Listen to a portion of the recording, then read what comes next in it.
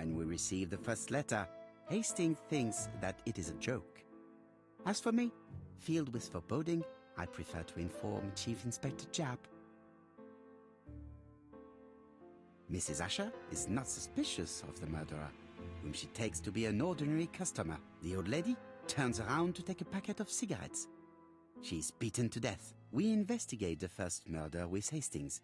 No suspect has a motive.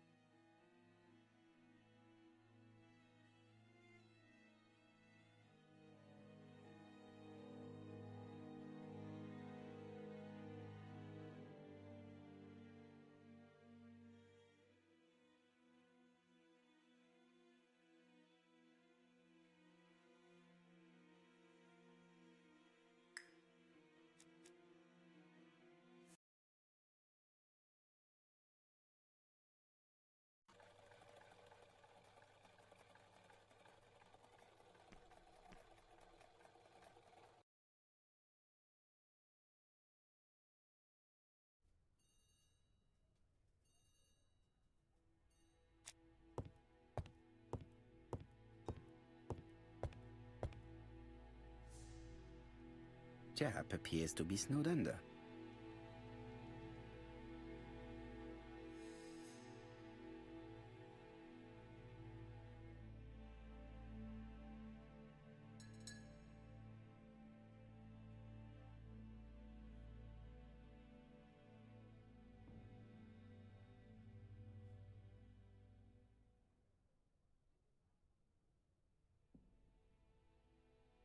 Japp appears to already be overloaded with work. My news is not going to improve matters. Bonjour, Chief Inspector. I am afraid we have some bad news. I have just received another letter signed ABC. The next crime will be on the 25th in Bexhill-on-Sea. Are you completely sure it's from the same person? I have compared the two letters. There is no doubt about it. I suppose you think he's going to carry out his threats. I fear so. Good God, Poirot. Bexhill is very busy at this time of year, and we have no idea who the next victim will be.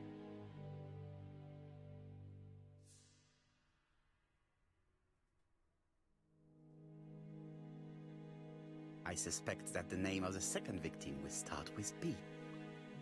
What on earth makes you think such a thing? I thought about it when I saw the name Asher clearly written over the shop door of the unfortunate woman who was murdered in Andover last month. When I received a letter mentioning Bexhill, I deduced that the victim, like the town, might have been chosen by alphabetical order. So it's an alphabet fiend. I'm going to have a list drawn up of all the people whose name starts with B. I hope there aren't too many of them. Bien. We should leave you to work, Chief Inspector. You have a few days to prepare yourself. Thank you for coming, my friends.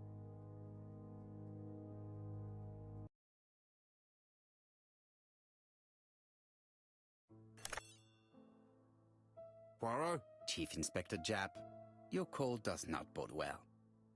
Indeed, we have just found the body of a young woman on the beach in Bexhill. An ABC was placed on the body. We'll be there as soon as possible.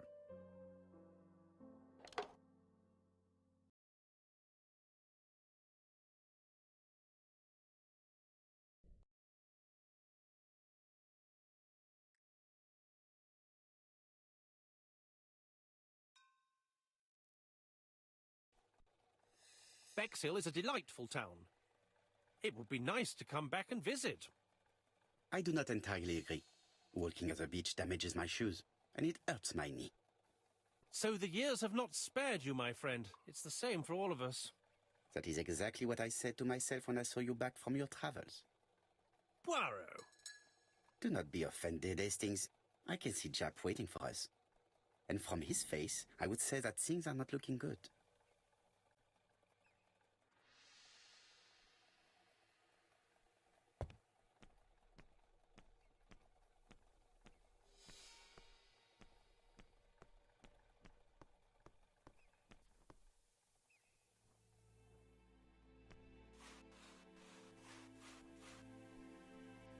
How do you do, gentlemen? Chief Inspector? I fear your admirer has struck again, Poirot. We haven't yet identified the victim, But it's a young woman, 20 to 25 years old. Death occurred last night between 11:30 and 1 o'clock. And we found an ABC guide on the body. Was she pretty? Come on, Poirot, that's rather out of place. It has no bearing on the murder. Are you certain? For women, it is often the most important thing. It often decides their destiny. The body hasn't been moved. You can see for yourself. Has the press been informed? Not yet, but I'm planning to. I haven't yet informed them about the presence of the ABC guide in Andover. Nobody has reported a young woman missing? Not for the moment. No witnesses, I imagine. Indeed. We've asked everybody who may have met a young woman fitting her description last night to come and see us, but I have little hope of gaining anything from it. It's early days, Chief Inspector, and the news may not have spread around the town yet. I hope you're right, Hastings.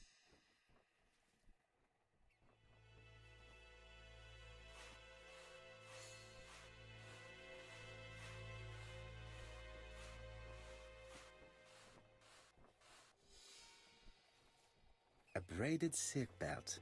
It may have belonged to the victim.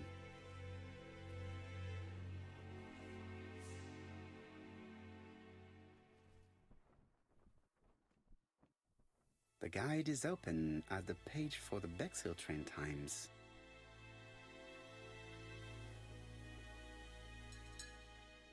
This key is too small to be one for a house.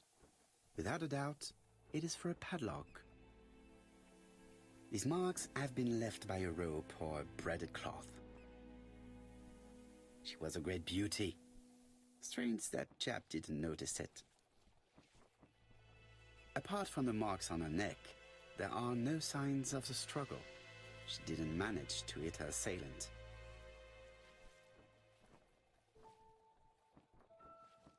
The young woman wasn't wearing shoes or a coat and was not carrying a bag. That's strange. Either the murderer stole her belongings or she put them somewhere safe. Maybe so that she could bath. Let us now try and get our brain cells to work.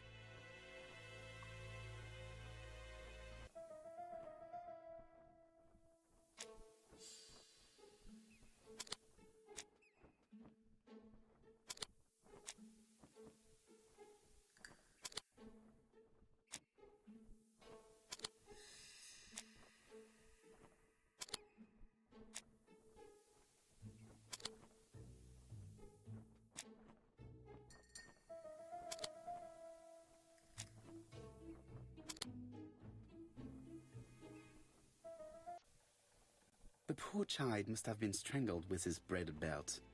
Unfortunately, in view of the fabric, it is unlikely that we will find any prints. Let us now try and get our brain cells to work.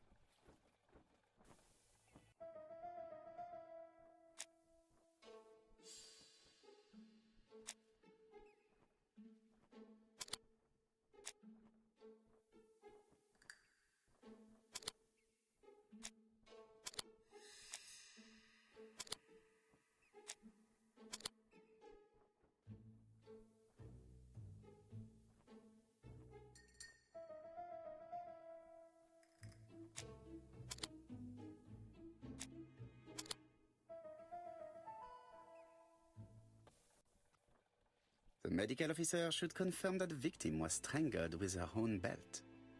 That's what I thought. She shows the usual signs of strangulation. With a little luck, we'll find prints this time. You are too optimistic, Hastings. Our killer is far too meticulous for that.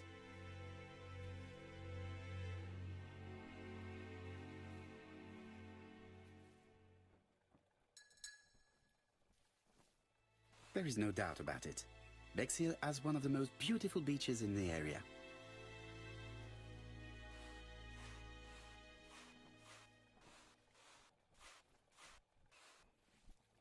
This hut is locked.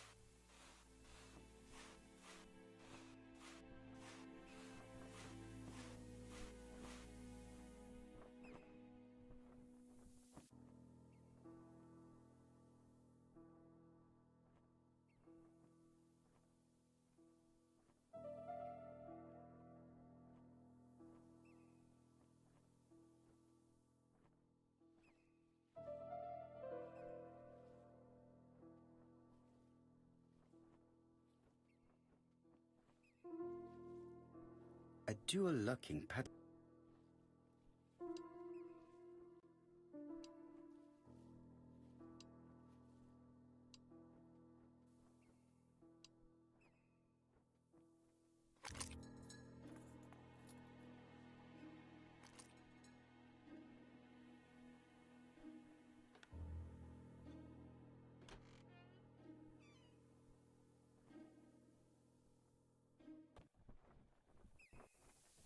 It definitely was here that the victim...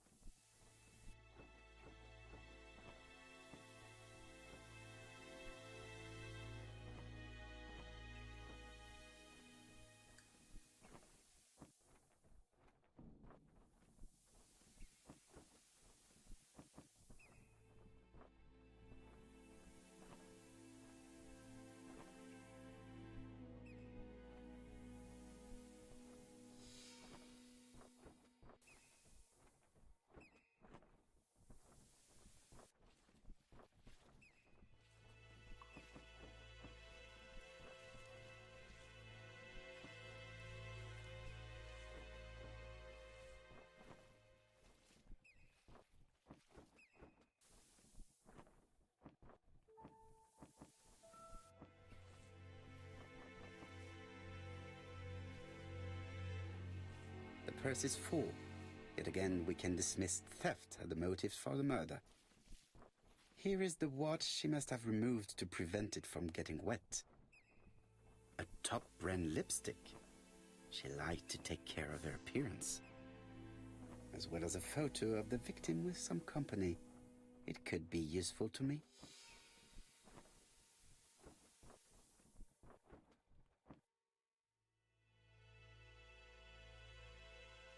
Betty's first day at work. Mom is very proud of you. Elizabeth Barnard, 7 August 1931. So, the young lady did have a name starting with B, and she worked as a ginger cat, an establishment that must be slightly further along the beach.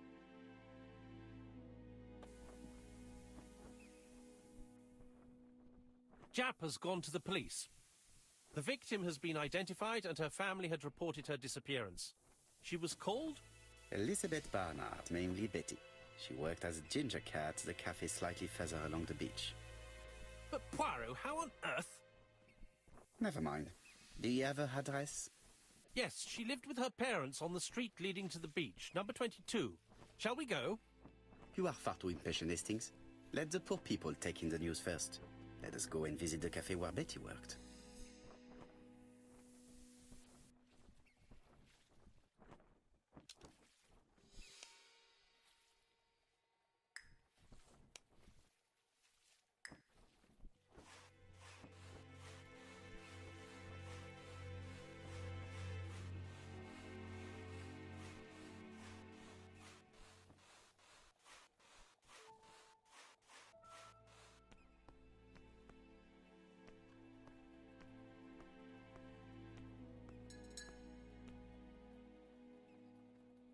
Could it be the same buildings as on the victim's photo?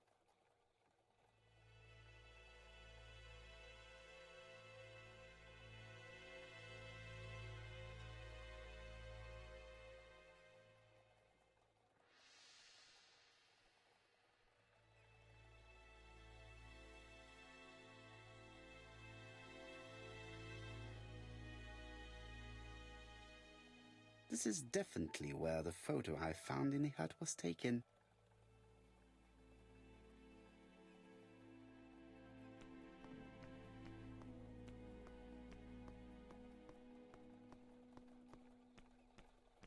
With all these tourists, these shops. With all these tourists.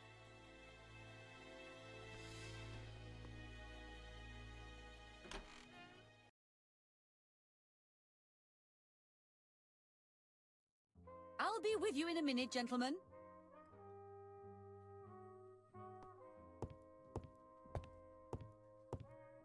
This is a well-laid table. Nothing is out of place, and above all, No creases.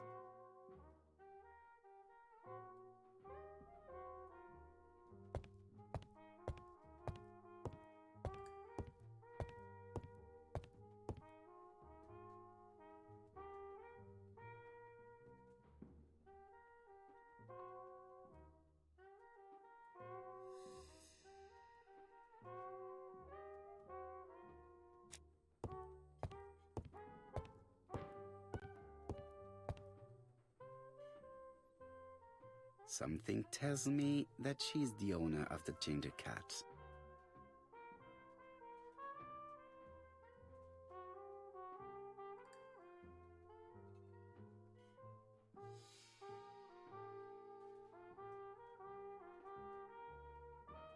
This woman must be the owner of the ginger cat.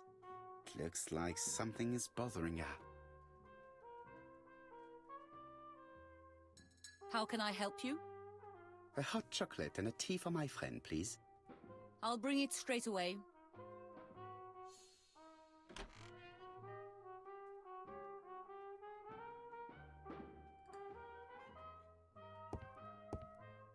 What a pity. I don't have any change to make it work.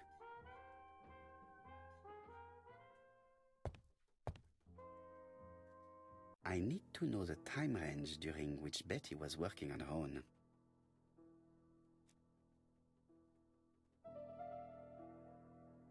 Where is Betty?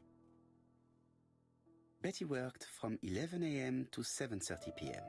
Would she have been alone at any time during her service? This page won't help me.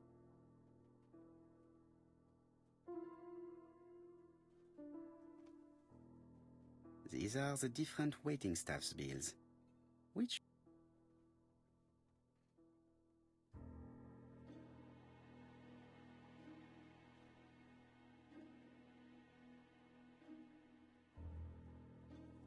This bill may have been written by Betty. There is probably...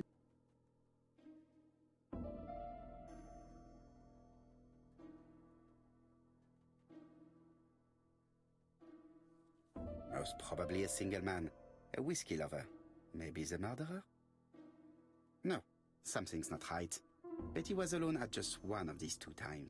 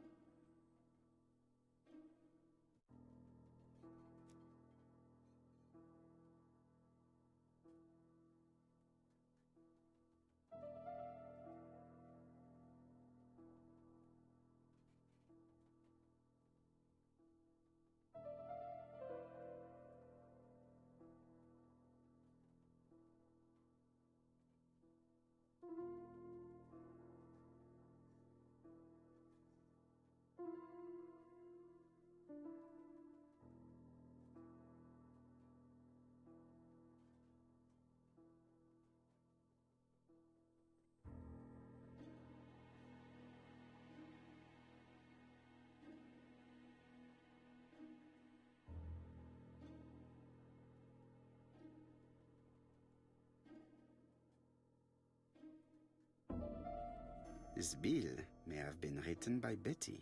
There is...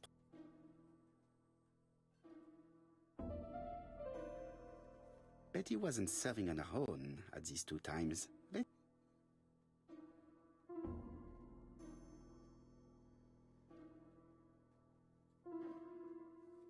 Most probably a family.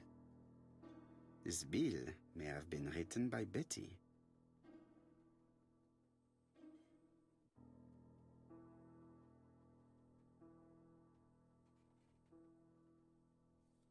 No, something's not right.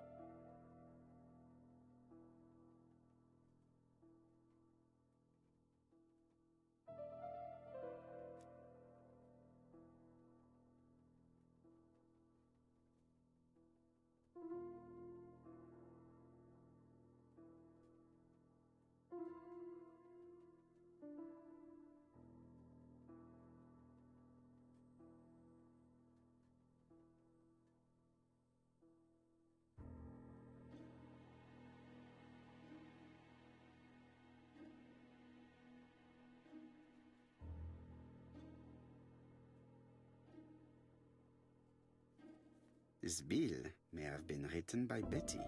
There is probably another... Most probably a family. No, something's not right. Betty was alone at just one of these 2 times. Maybe I should consult the register again. I must be...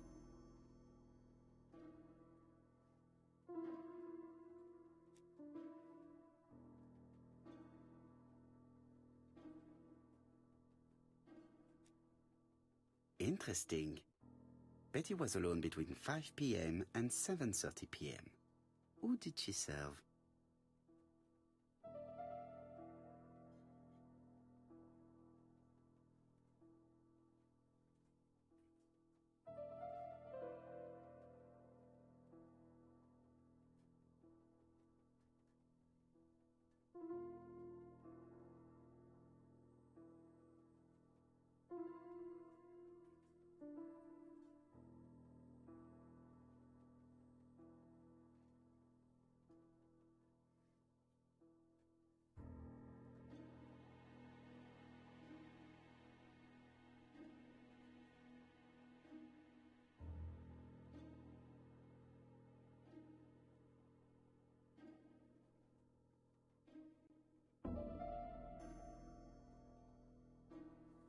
This bill may have...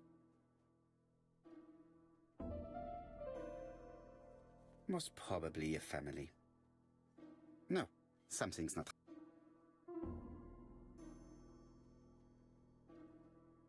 Where is Betty?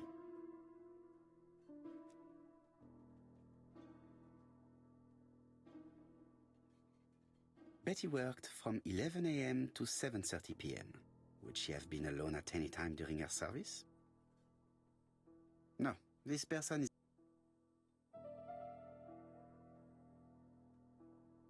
Betty worked from 11 a.m. Betty worked from 11 a.m. to 7:30 p.m. Would she have been alone at any time during her service? Betty worked from 11... Interesting. Betty was alone between 5 p.m. and 7:30 p.m. Who did she serve?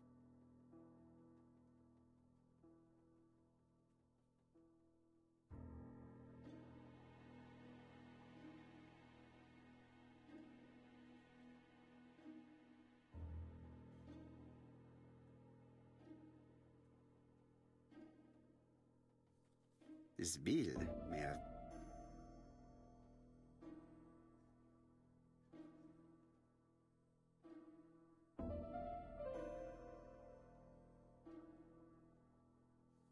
Most probably a family. No, something's not right.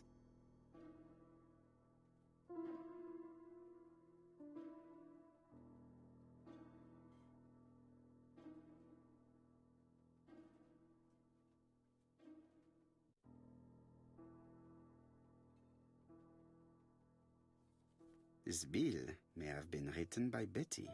There is probably another one.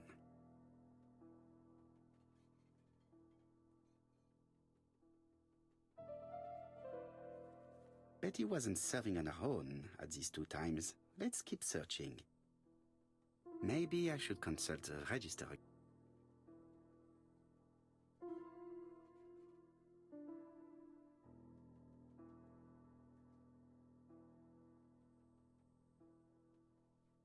Where is Betty? Betty worked from 11 a.m. to 7:30 p.m. No, this person is not the last one to have worked with Betty. No, this person is not the last one to have worked with Betty. Interesting. Betty was alone between 5 p.m. and 7. No, this person is not the last one to have worked with Betty.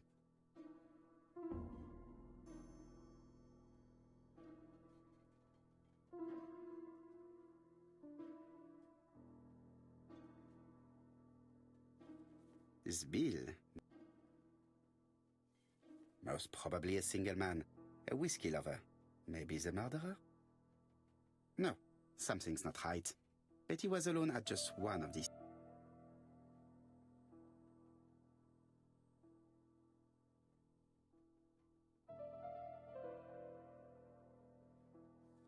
Most probably a family.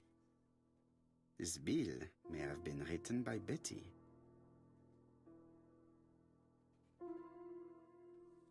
Most probably a single man. Betty served a family and a man on his own, a whiskey drinker.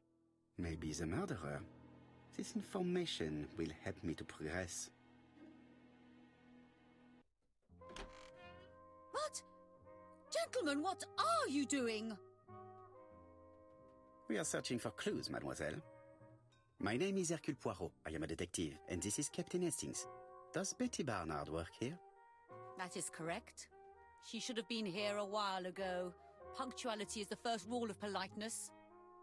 I fear that Miss Barnard will not be coming today. She has just been found, dead, on the beach a few hundred meters from the cafe. How awful. Poor young thing. What happened? She appears to have been murdered. This is most distressing. How this will affect my business, I shudder to think.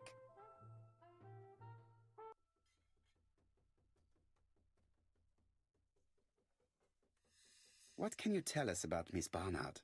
Nothing, absolutely nothing.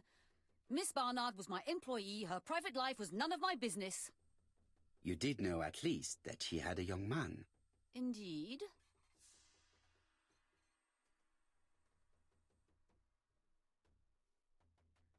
This photo was found. Is this him? Yes, that's him all right.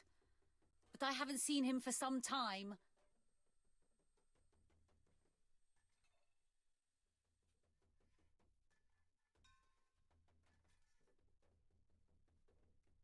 Do you think there may have been some problems between them? I'm not on those sort of terms with my staff. Now, please excuse me, I have work to do. The customer who ordered the whiskey might provide us more information. He may have been the last one to see Betty alive. It is an interesting idea, Hastings. Maybe he is a regular guest. What do you think, mademoiselle? I don't think so. Our regular guests tend to order tea and cakes. At this time of the year, there are a lot of tourists about you never see again. That's what I thought. Time to visit Betty's home.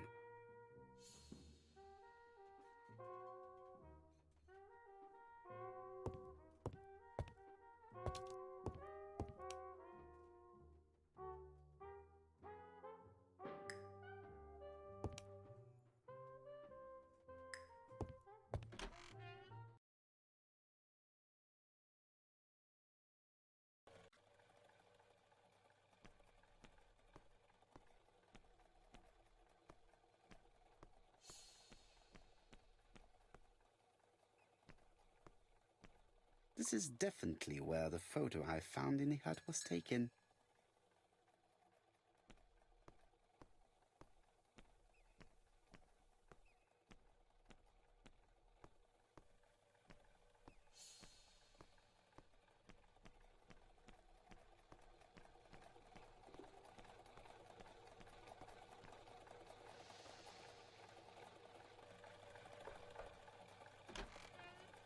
How do you do, mademoiselle? My name is Hercule Poirot.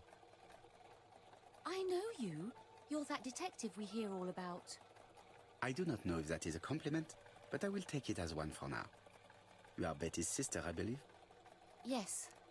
My name is Megan. Can we come in? Please do.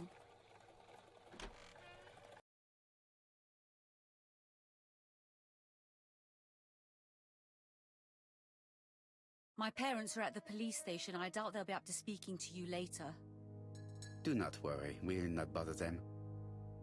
Did you know your sister's plans for yesterday evening? No. I arrived by train this morning. My parents called me in a panic when they discovered that Betty had disappeared. She went out last night, but she didn't tell them where she was going. What was your last conversation about? Her new dress. She wanted a pair of black stockings to go with it. Mother brought her a pair. The very day it happened. She was crying. And to think that Betty never even wore them. Oh, Mummy.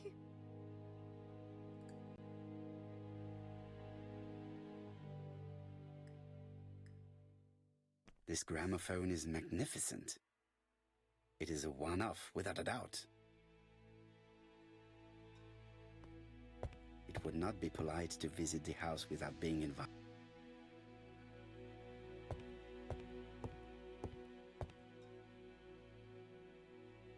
The Barnard appeared to make music a priority in their budget.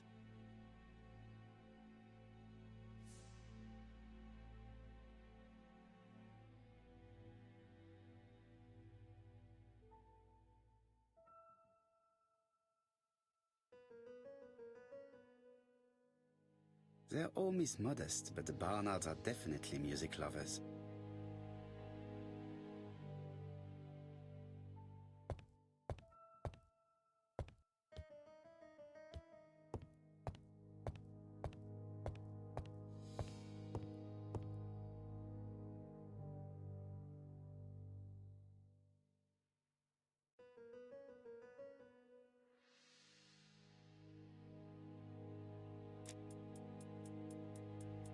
What is she feeling at the moment?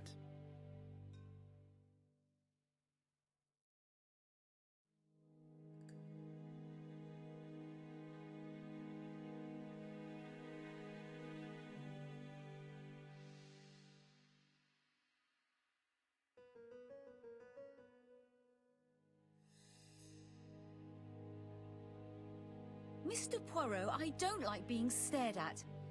If you have something to say, would you please say it to me? Betty's older sister is not just sad, she is angry.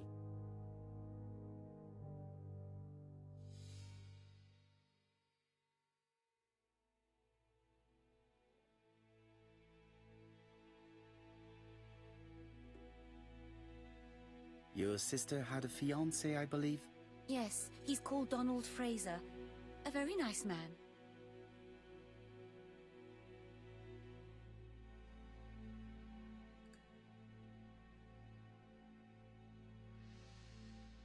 A hot-headed man by all accounts. You are quite wrong, Detective. Don is serious and reliable, and has a good position at Court and Brunskill estate agents. He would have made Betty a very good husband.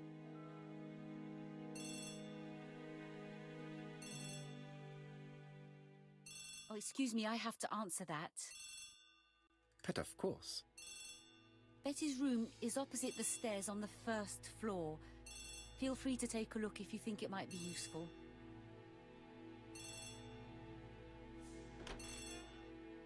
This young woman is far too clever not to have anything else for us.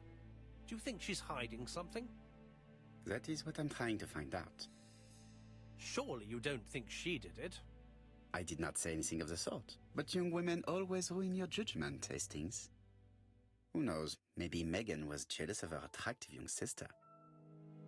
I see. She may have had her sights on the inheritance. Or maybe she was in love with Donald Fraser. We have to study all scenarios, even the most unlikely. But I doubt that Mr. and Mrs. Barnard are rich enough to justify murder. While I try and get Miss Barnard to talk, I would like you to try and find Donald Fraser.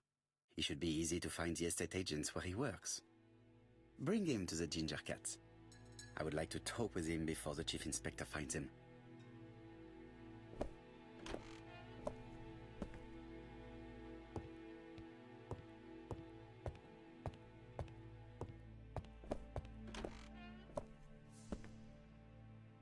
Looking at all the clothes she took out, Betty must have had a problem deciding what to wear. Maybe she had a date?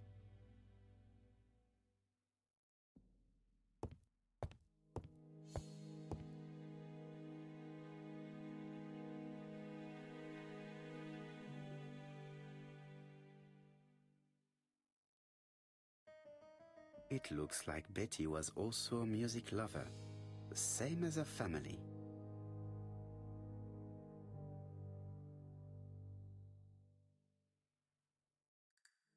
Without a doubt, Betty used to sing.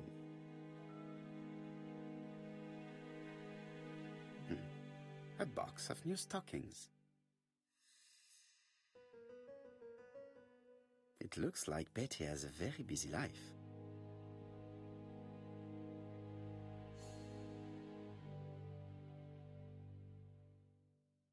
Betty liked luxury and going out, and being as pretty as she was, she probably did not have any problem getting herself invited.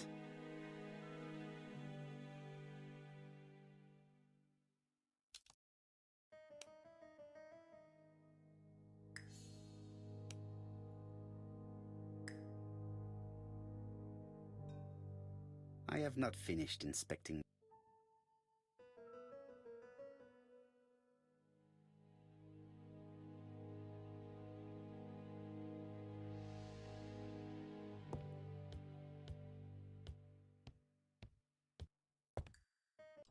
Something on this clock bothers me.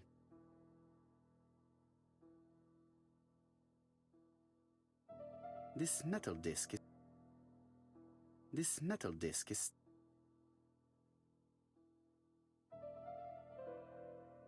strange. A sheet of paper is blocked in the clock.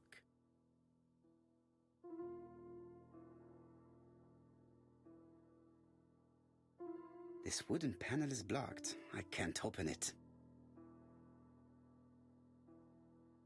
What a strange mechanism. I don't think it serves to turn the hands.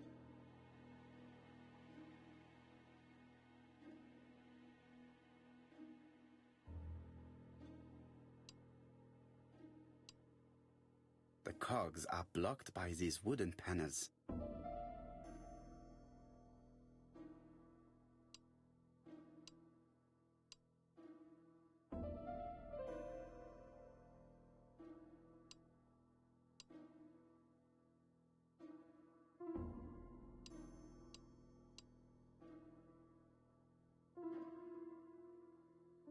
The cogs are blocked.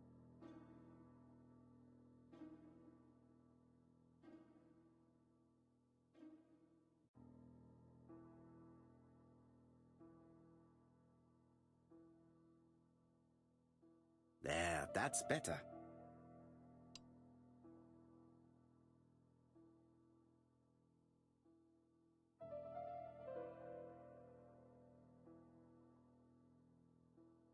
This metal disc is stuck.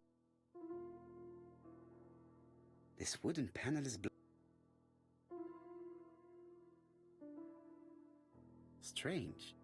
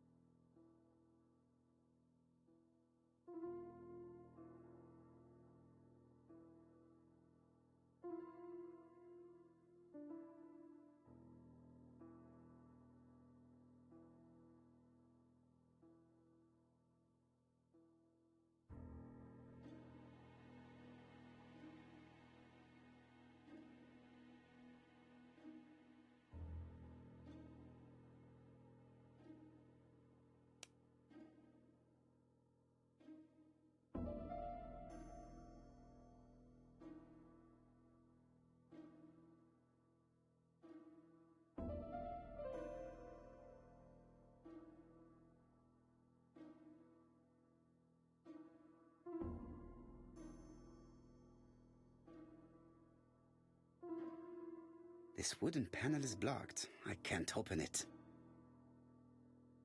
This wooden panel is...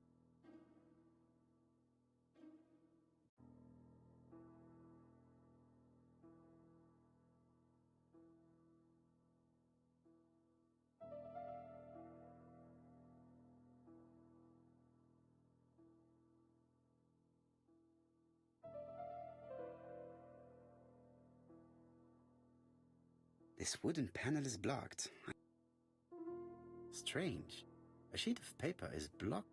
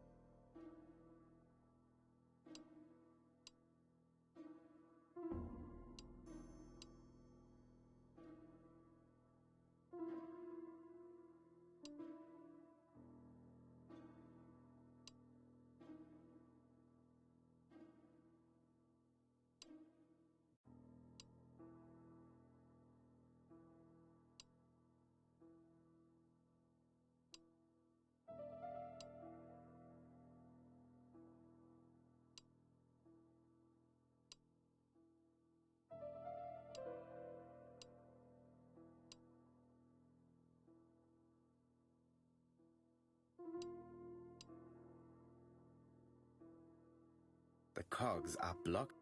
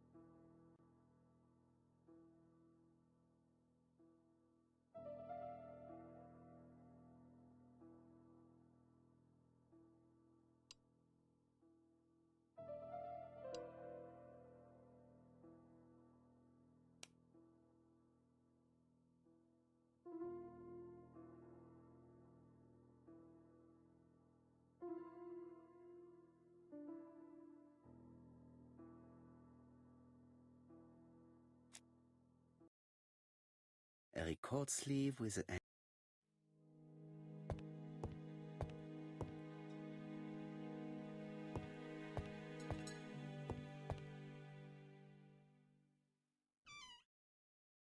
This small key. Medicine to prevent voice loss. Did Betty have problems with her?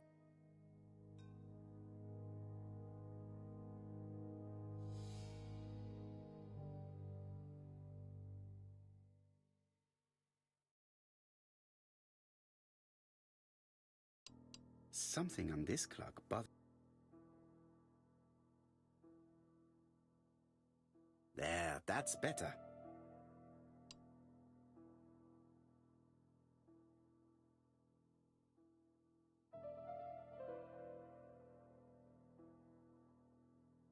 This metal disc is stuck.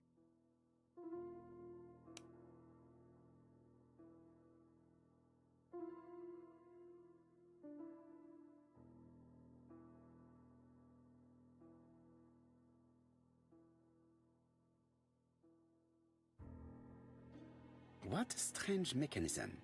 I don't think it serves to turn hands.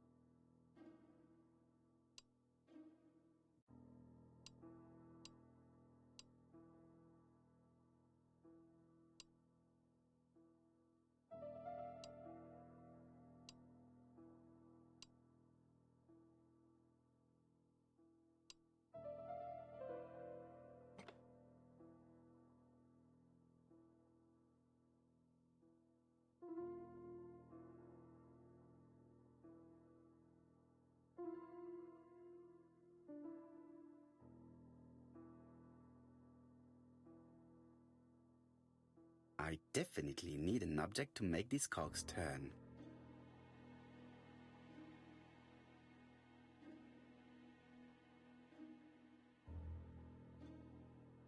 I definitely need an object to make this.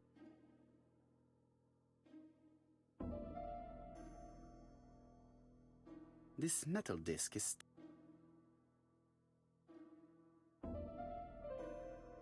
Strange. A sheet of paper is blocked.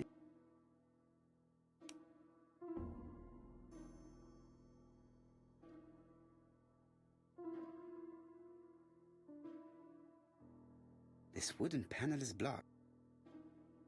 This wooden panel is blocked. This wooden panel is blocked. This wooden panel is blocked.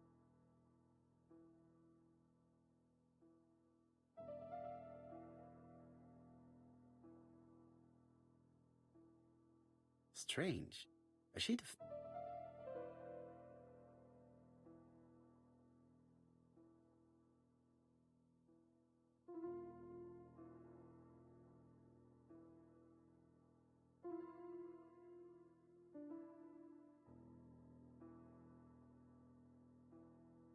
I definitely need an object to make these cogs turn.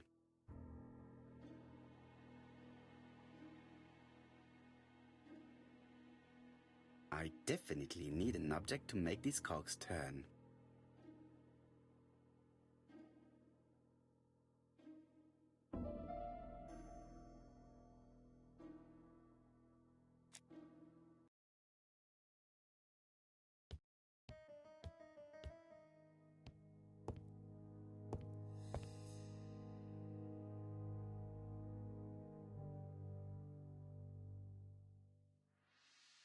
Without a doubt, Betty used to sing.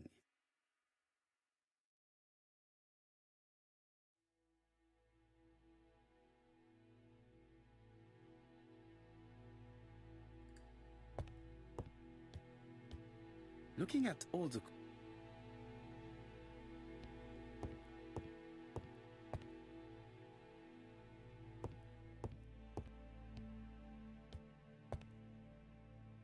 a record sleep. I have not finished.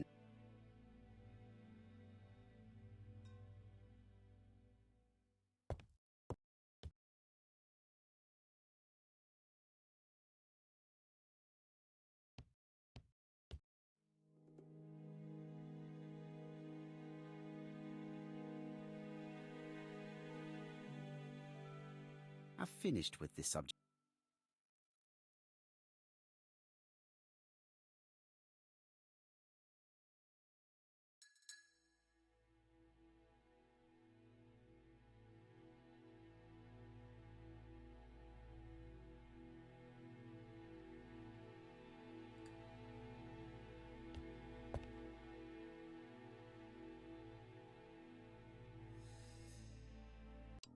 Something on this clock bothers me.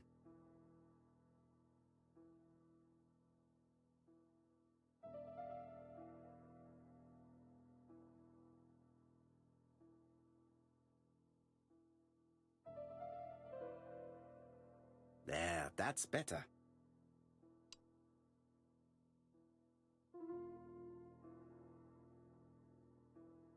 What a strange mechanism.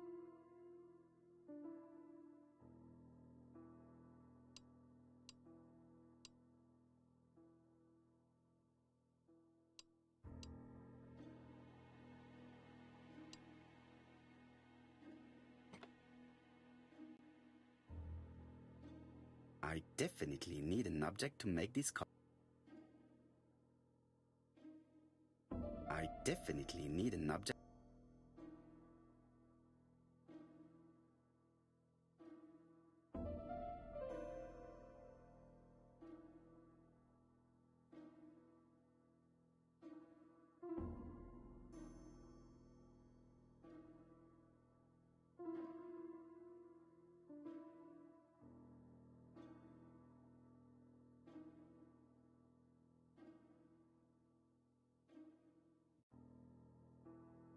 This leg is not well attached. This leg is not well attached. This leg is not...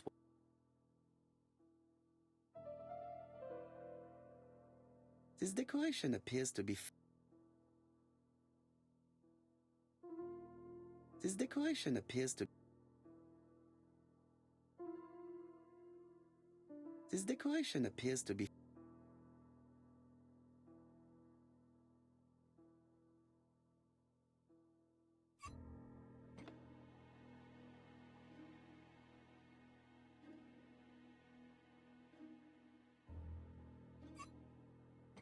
Good. It should be possible to open the wood.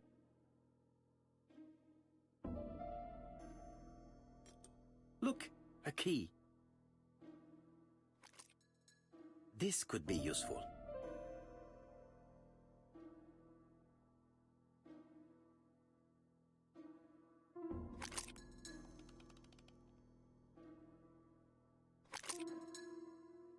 The central cock is blocked.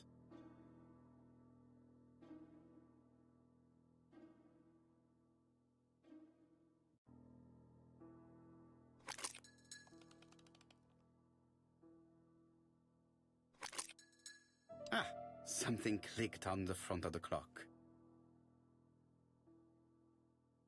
A new lock has appeared. What does it open?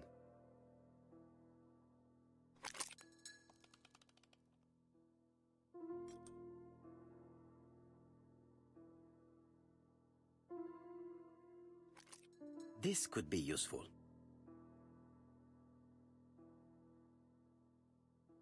Betty, I enjoyed a wonderful evening in your company, and I hope that we will see each other again very soon. D. My dearest Betty, I know that your art is already spoken for, but you are the most beautiful dancer I have ever had the pleasure of meeting, and I am impatient to see you again. Adrian.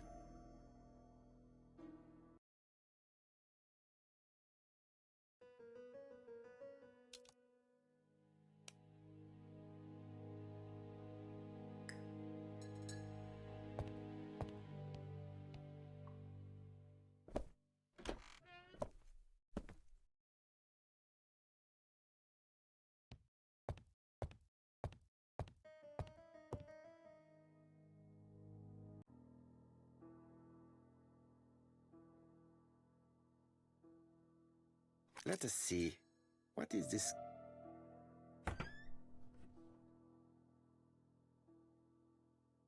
This looks like solfège. This looks like solfège.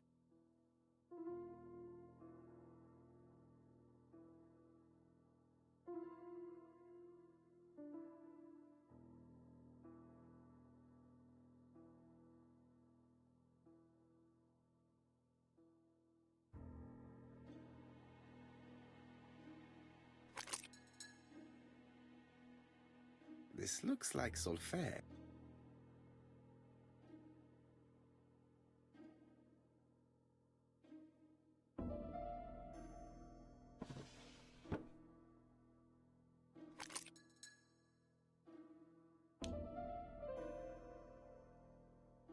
There is bound to be a clue somewhere.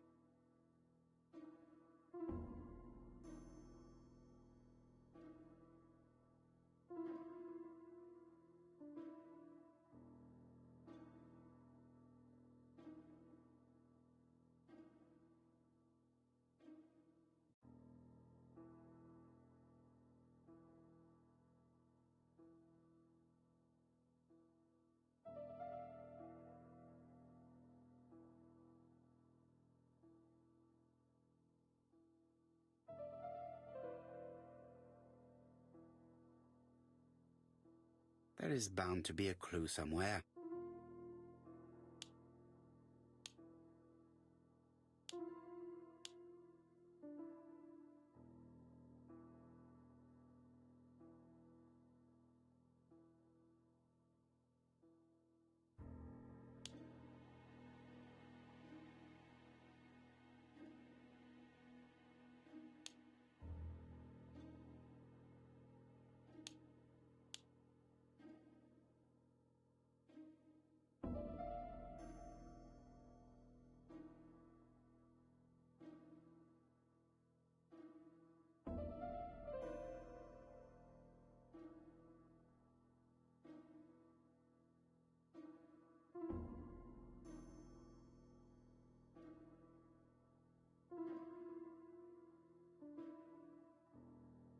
There is bound to be a clue somewhere.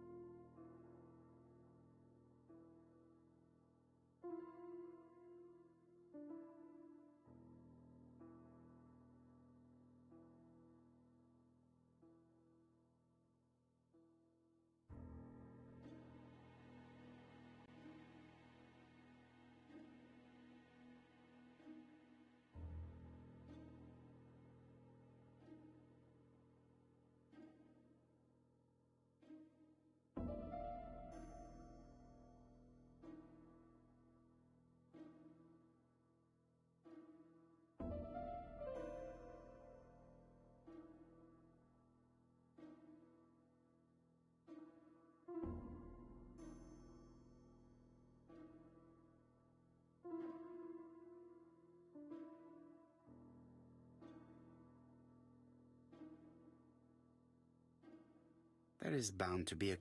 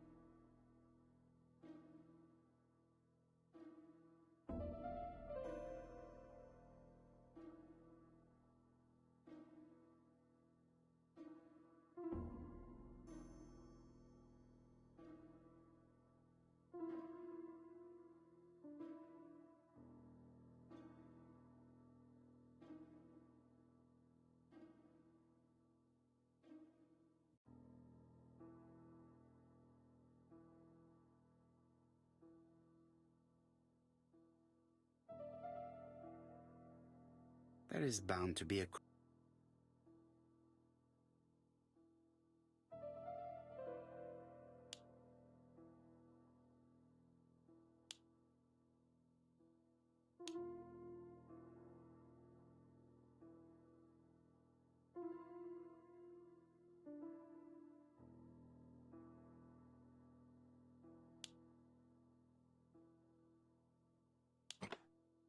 I heard the sound of a mechanism being triggered.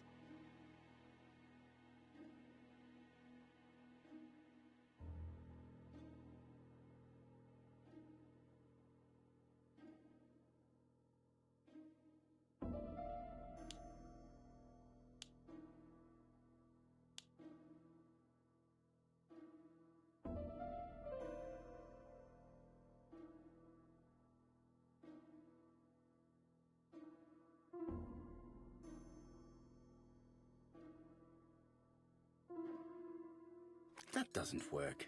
I must have forgotten a step.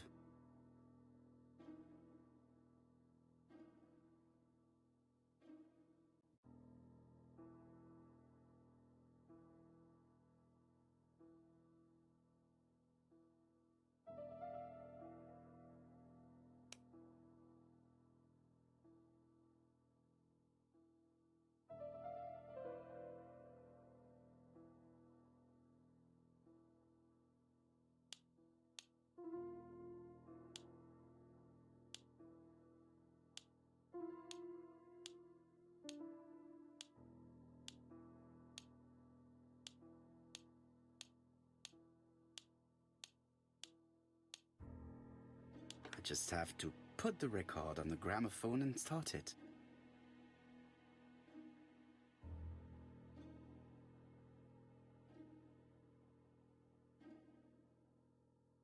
That doesn't work. I must...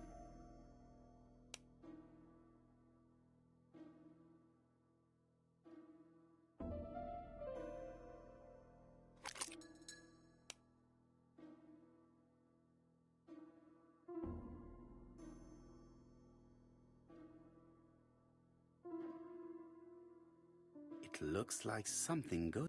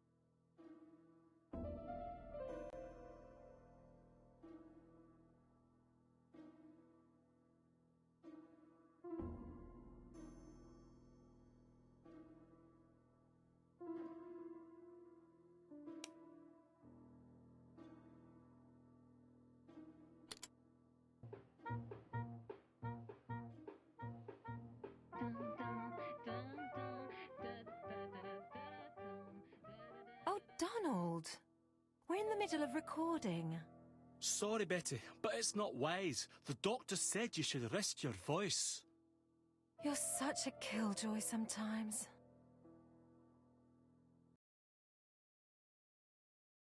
Betty was such a good singer.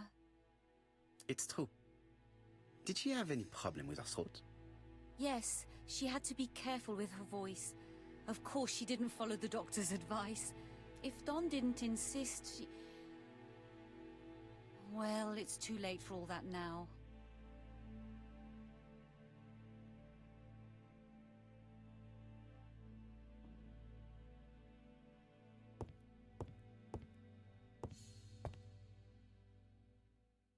It looks like this woman is single, but she has feelings for someone.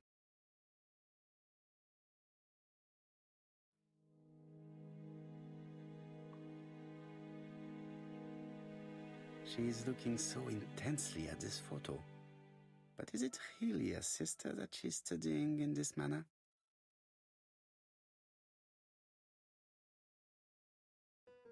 They made the perfect couple, am I correct? Yes, in a way. She was pretty and he... Well? He's a bright man, with a promising career ahead of him. He would have made Betty a good husband. He was always attentive and generous. Oh, a true gentleman. I hear a note of envy in your voice. You must have heard wrong.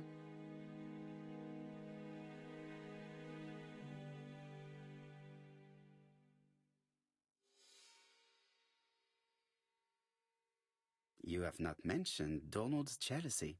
There's nothing to say.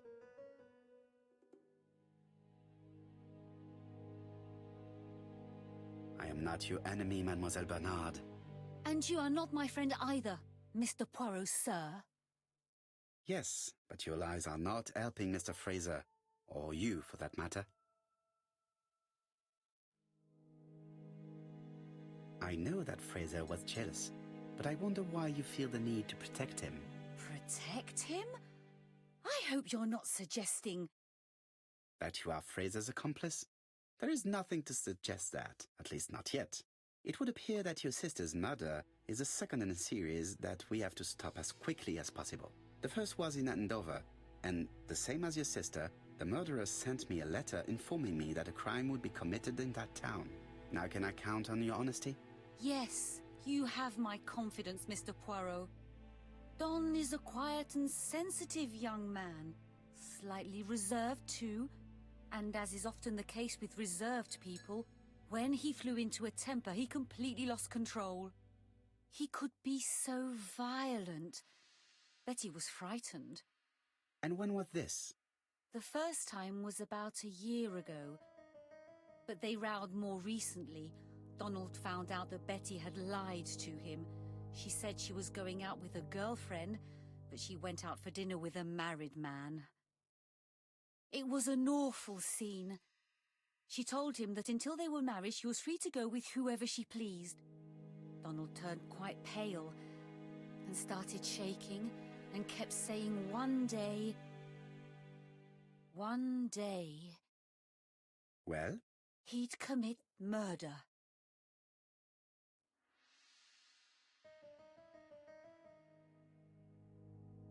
Do you think that is what happened? No, Mr. Poirot, I don't believe that. You yourself said he may be a recidivist madman. Don loved Betty with all his heart. I can't imagine for one instant that he would hurt her. Very good, Mademoiselle Bernard. Thank you for your help.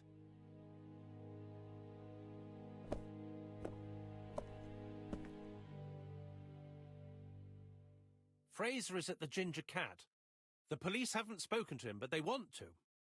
Très bien, Hastings. Let's see him now. Au revoir, mademoiselle. My deepest condolences to your parents.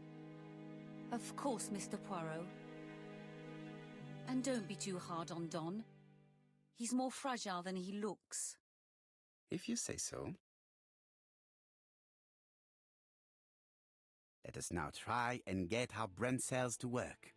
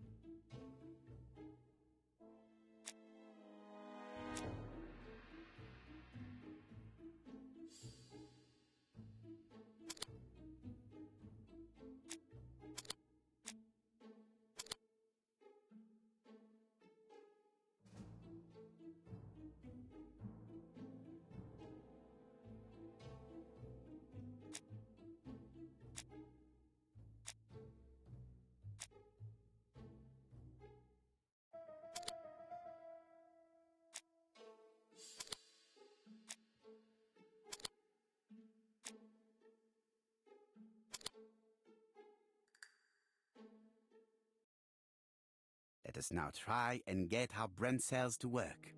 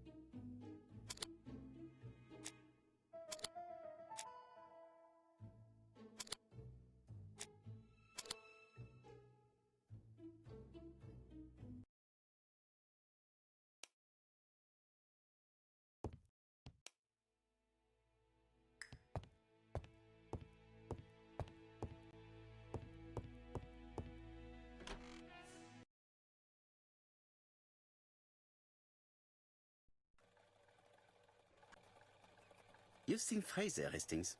What is your feeling? Здравствуйте, кто He's a там big смотрит? chap. Fragile isn't exactly the word that springs to mind. I talked to his landlady before seeing him. She went to bed at 11. Fraser wasn't home yet. Bien. Megan Barnard said he is a reserved character but with a nasty temper. We will see if this is the case.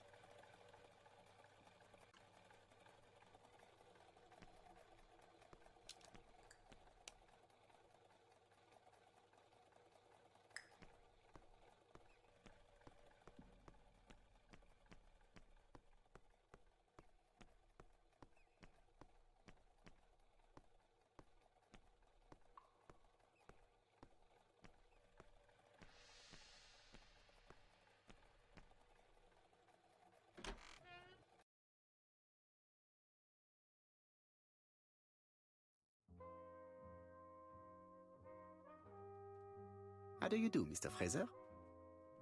You're Hercule Poirot. Mr. Hastings said you wanted to speak to me. Yes. I know that it may not be the right time, but I would like to ask you a few questions.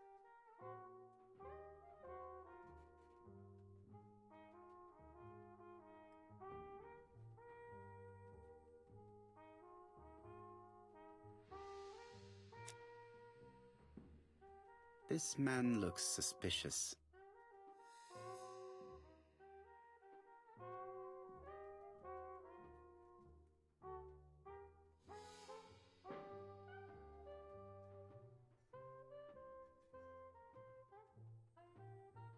Donald Fraser is in a terrible state, as if he hadn't slept all night. And he's drinking White Horse. Leave me alone.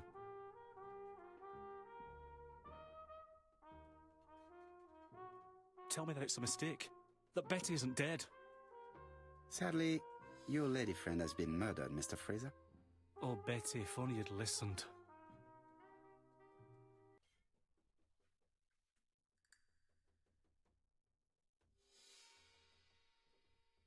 If she had listened to you, she would still be alive. Should I take that to be a confession?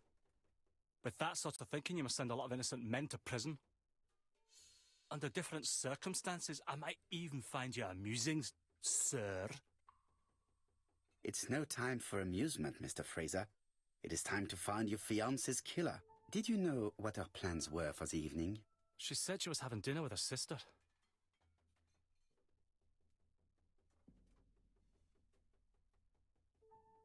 Yet, Megan only returned to Bexhill this morning, Mr. Fraser. I didn't know. Right. May I ask you what you were doing yesterday evening? I spent the evening working. Your colleagues can confirm this? No, I often take work home with me.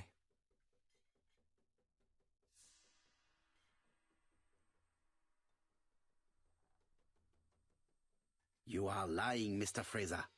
As was Betty when she hid the fact from you that she was seeing other men. Betty was a very decent young woman. How dare you sully her memory?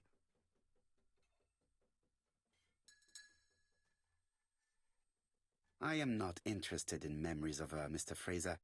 I am looking for a killer, and I need you to be my closest ally. That is, unless you have something to hide. Of course I don't. Très bien. So, what were we saying? Where were you yesterday evening? I looked everywhere for her, but in vain. When she said she was going to have dinner with her sister on a weekday, I thought it was strange. I tried not to think about it, but I was like a lion in a cage. I was convinced she was lying. So I went round all the restaurants in the town. When I didn't find her, I went to the next town. But nothing. I must have got home about midnight or 1 o'clock. Did anybody see you? I don't think so. I didn't talk to anybody. I was so furious.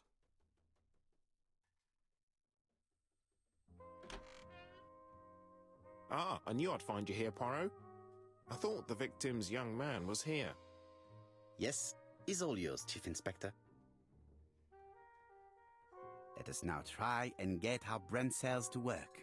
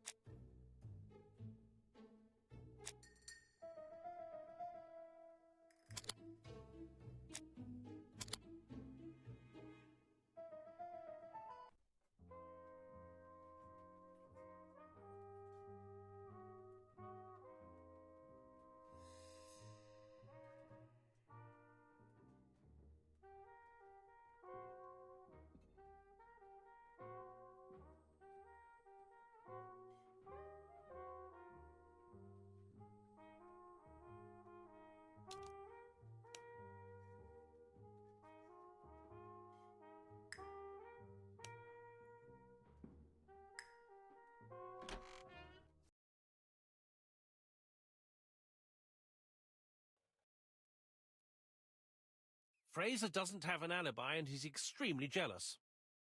You are very skilled at summing up. And yet you haven't asked Jap to arrest him. It is too soon. But I agree, without the letters announcing the crimes, Fraser would already be behind bars. Bon, I think we have enough elements. Let's reconstruct the events at the scene of the crime. I can't imagine how the murderer wasn't seen, though. Surely she must have struggled. Let us try and imagine the scene.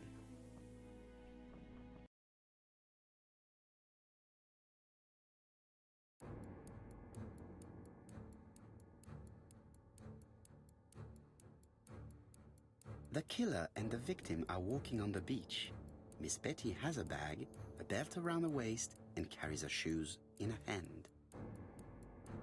Both of them walk slowly to hut number 5.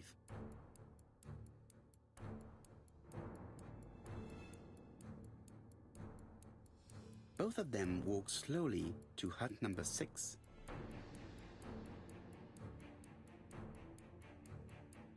Miss Betty enters the hut. She leaves without her belongings. Then she hides a coat.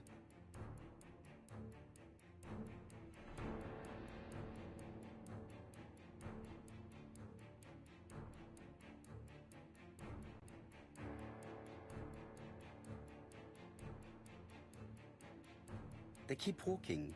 Then she removes her belt. The murderer moves behind her and then attacks her by surprise. The body falls, lifeless, on the sand. Everything appears to match the crime scene, mon cher Hastings. That is exactly what happened.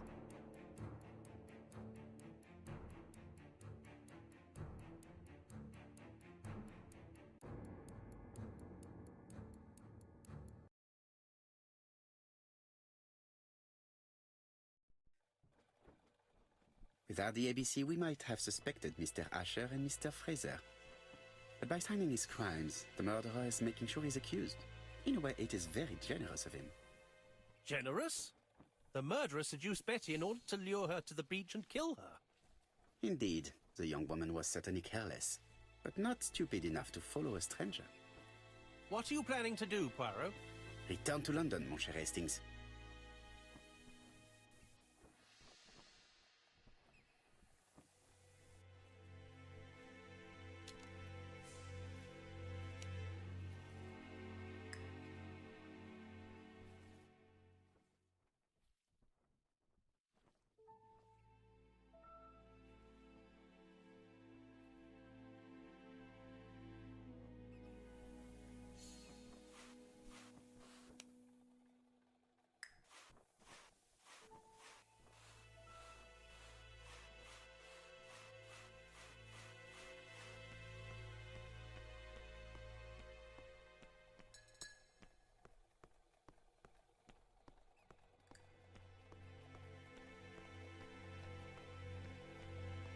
Right, back to London.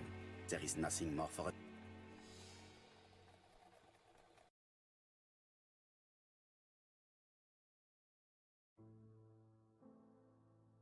Jap has decided to reveal details to the press. The alphabet murder is now famous. It is not a bad idea. The more people who know, the greater our chances of finding out something of interest.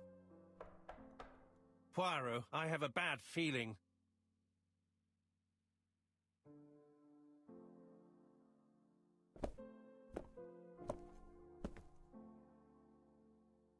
Poor Mr. Poirot, not so good at these little criminal matters as you thought yourself, are you?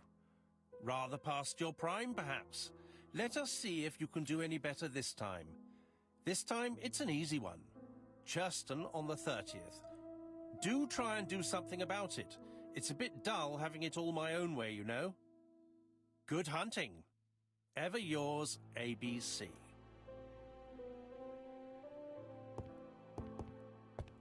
Good hunting. Did you hear that, Poirot?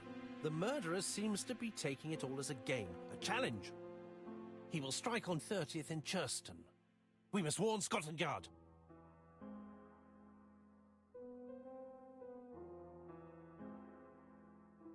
No time to lose. We must prepare our suitcases for Churston. Mon Dieu, it is already 10 o'clock. I will call Scotland Yard immediately.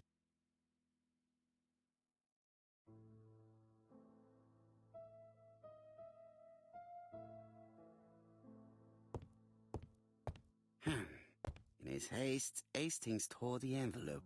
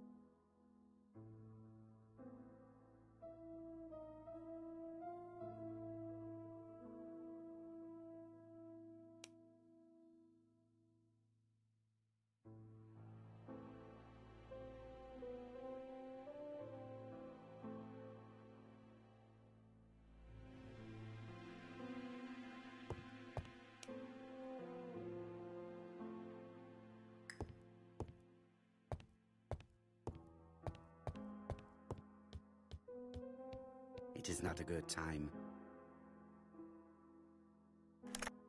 Hello. Where and when? In Today? I'll check the train times.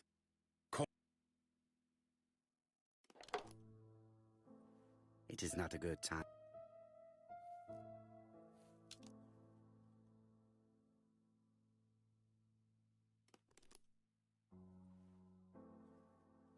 It is not a good time.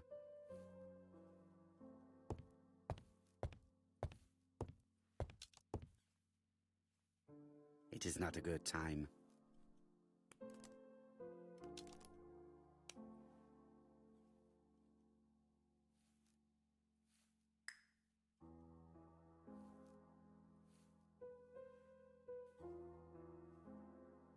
It is not a... It is...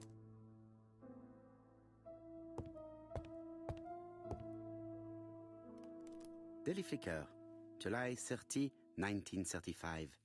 ABC affair, no progress. The alphabet murderer is still on... In this issue, we are publishing provocative letters sent by the killer to Hercule Poirot. Unfortunately, they have not yet helped. Daily Flicker, July the 26th, 1935. The Bexhill Horror.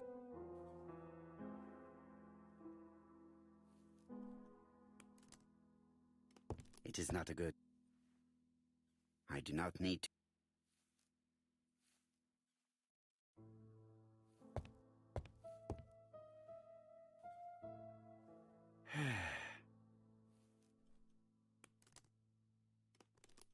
It is not a good time. I do not need...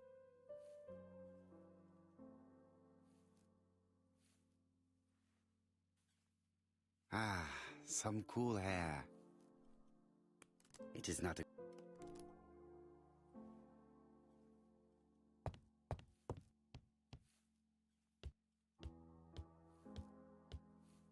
Hastings, what you are doing is an absolute disaster. That is no way to pack suitcases. Heavens, we must hurry. We have to get to Churston before the murder.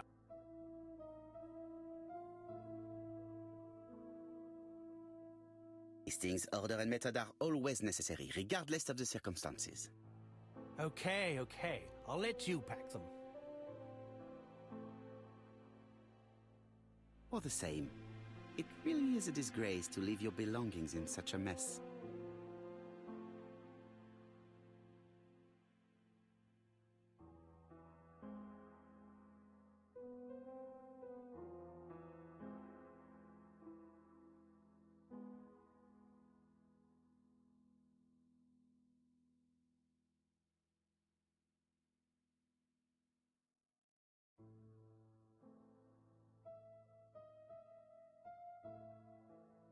Voila! It only took a minute. Poirot, you were right. I've just consulted the ABC guide. There's no hurry. The next train doesn't leave till 11:45. You see, There is no need to hurry. We will not be in Churston until tomorrow morning, after the murder. But why has the murderer warned us so late? It's not what he usually does. Did he do it on purpose? Very good question, Hastings. We should also compare the letter we have just received with the other two, although I have very little doubt about what we will find.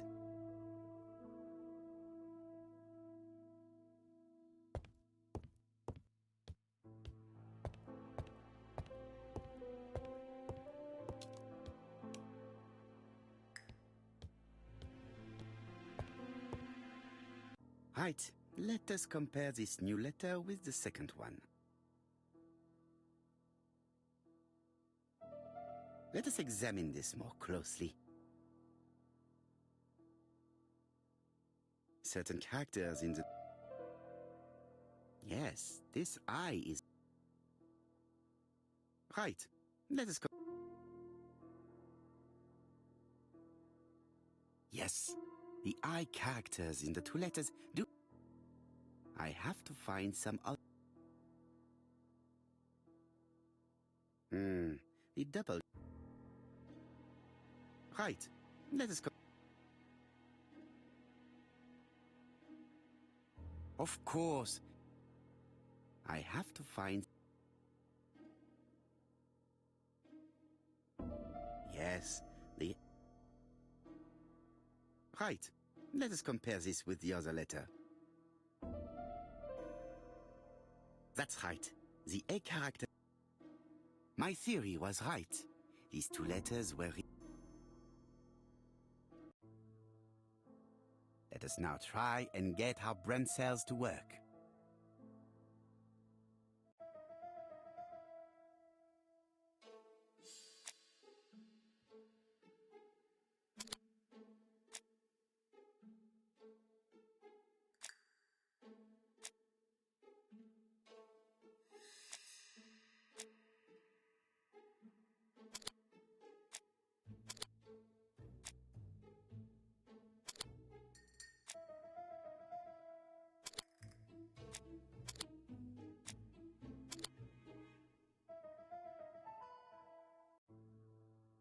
The letter should have arrived in time.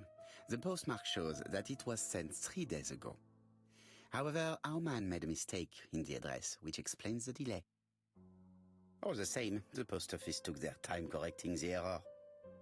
Come on, Poirot. Your address is not quite as well known as that of Scotland Yard. Poirot.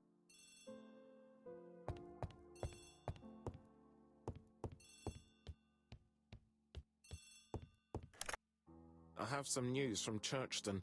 Bad news, I'm afraid. Sir Carmichael Clark was murdered while out on his evening walk. Sir Carmichael Clark. The name is familiar to me. He was a famous throat specialist, one of the best in London. A wealthy man, he retired to Combside, a beautiful house by the sea. He collected antiques. Are you going there? Yes, let's meet on the train.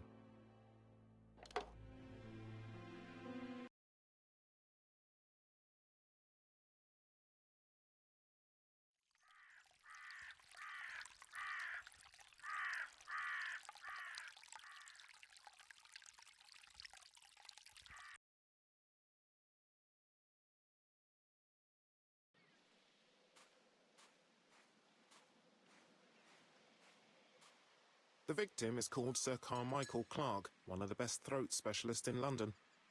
The body was still warm when we found it. If we'd been warned earlier, we definitely could have saved him. It appears that the murderer made a mistake when he wrote his letter. A mistake? Lucky for him.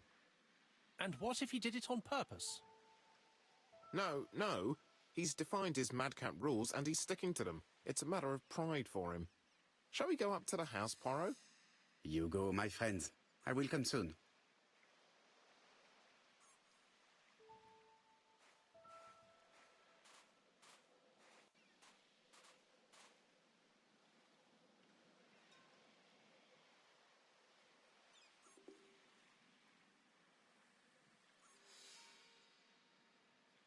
An ABC guide. The murderer's customary signature, covered in blood this time.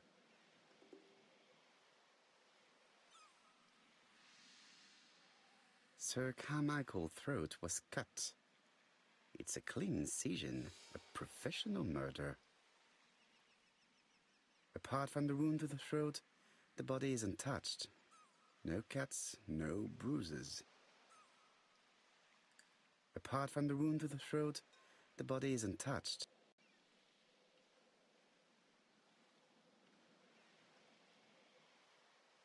The gravel on the path has been sprayed with blood that covers a conical-shaped area, which starts at the body and becomes wider as it moves further from the bush.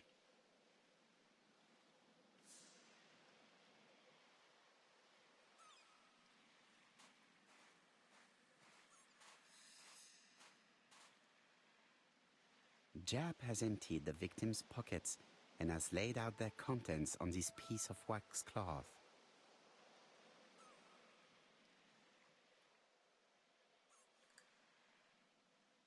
It is pointless.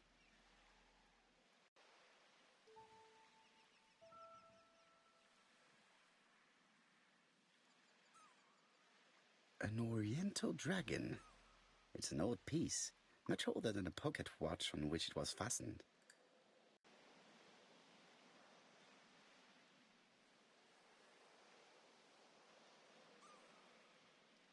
Nothing appears to be missing from this wallet.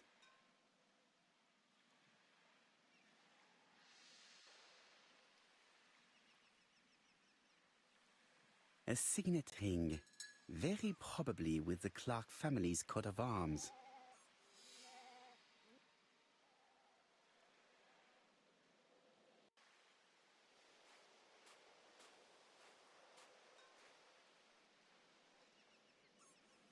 This place is very calming.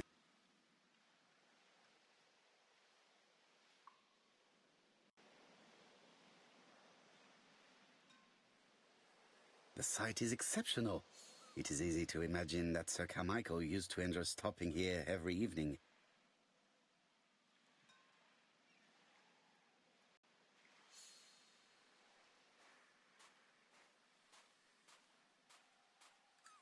The body is just in front of a bush, one of the only bushes in the surrounding area.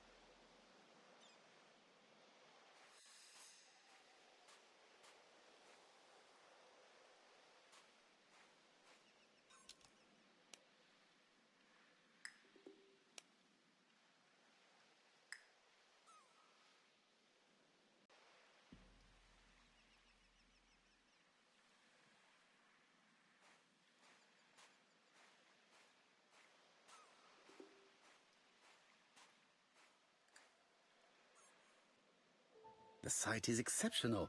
It is easy to imagine that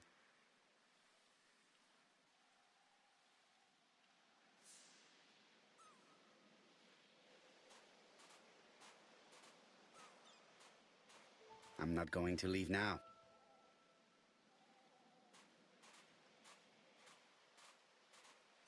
The body is...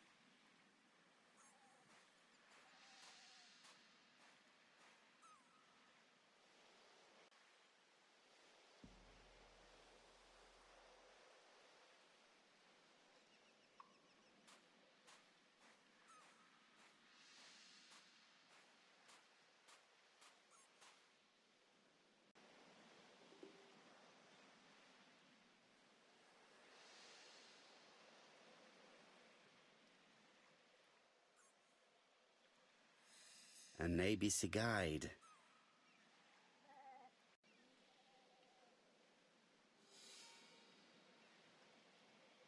The gravel on...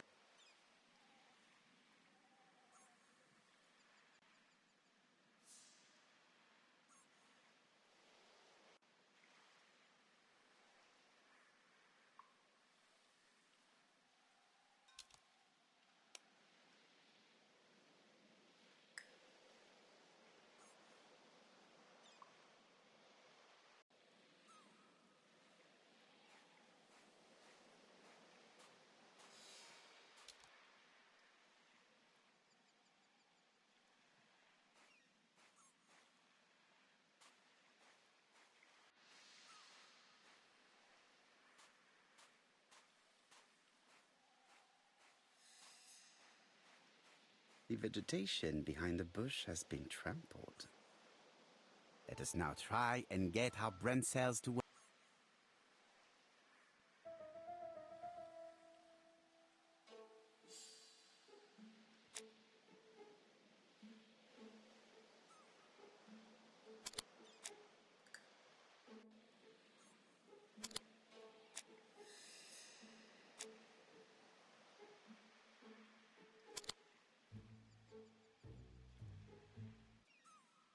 Sir Carmichael had his back to the bush when the killer cut his throat from behind. A fatal blow that sprayed blood over a range of more than 1 meter. Let us now try and get our brain cells to work.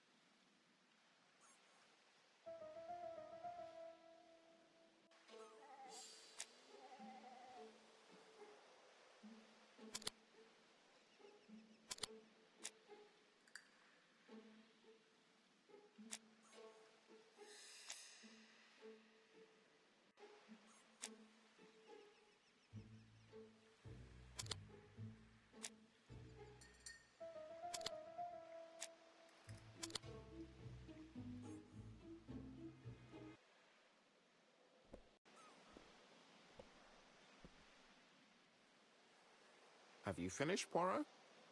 Chief Inspector, many questions remain unanswered, but I am certain of one thing.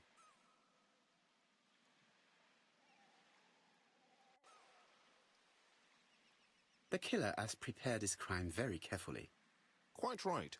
He must have known Sir Carmichael's movements well to plan such an attack.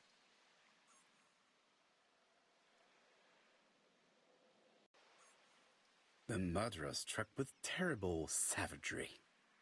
Yes, blood flowed.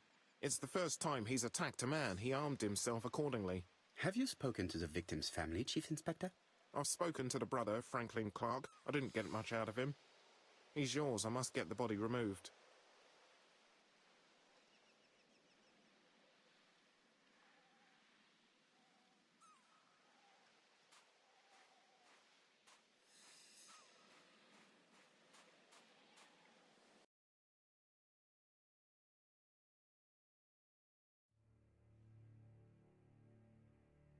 To be honest, this inspector seems rather obtuse. I'm counting on your friend Poirot to catch my brother's murderer. Ah, here he is now. Please, Mr. Poirot. Mr. Poirot, this is my brother's secretary, Miss Thora Gray. Pleased to meet you, Mr. Poirot. Would you like some tea? No, thank you, mademoiselle. I find it hard to digest.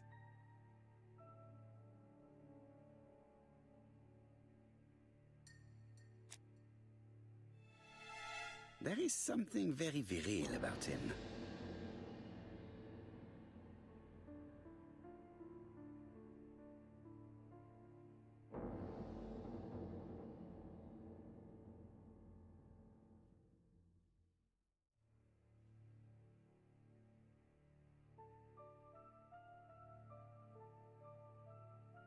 There is something very viril about him. Franklin Clark is an adventurer, the sort of man that women like.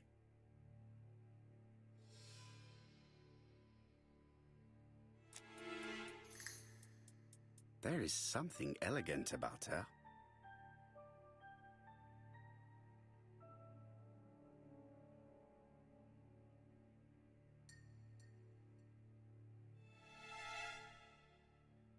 She has good taste, except perhaps in her choice of jewelry. Please excuse me, I have to take care of Lady Clark.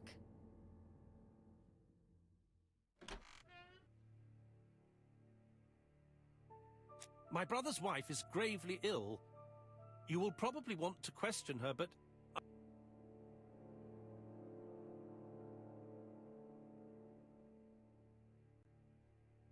Rather just say that you do not want her to testify.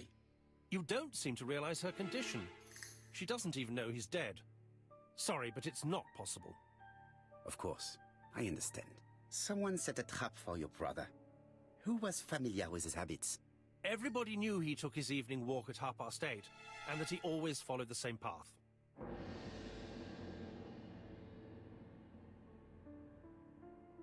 Was it a dark night? It was a new moon.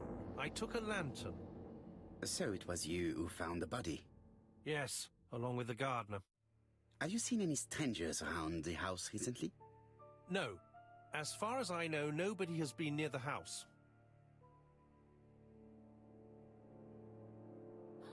Miss Clark. Oh, Lady Clark must have fallen from her chair. I have to help Miss Grey get her up. Hastings, while our host is gone, let's examine the drawing room. But, Poirot, a gentleman shouldn't... I take full responsibility. All you have to do is to leave the drawing room door ajar and let me know if anyone is coming.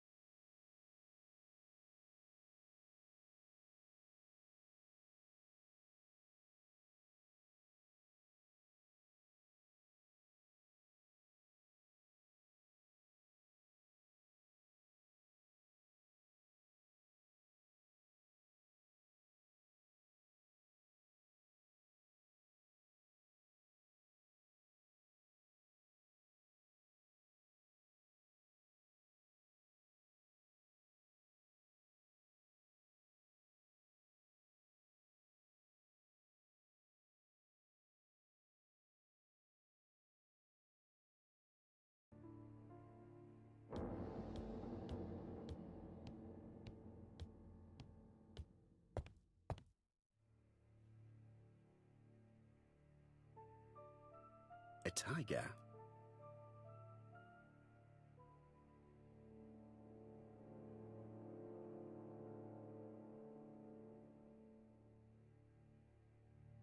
A dragon.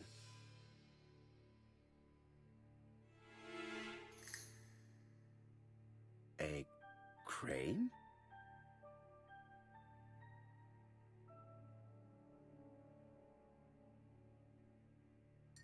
A turtle.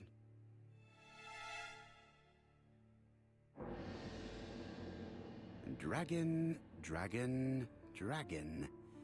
Sir Carmichael showed himself to be very consistent in his collection's theme.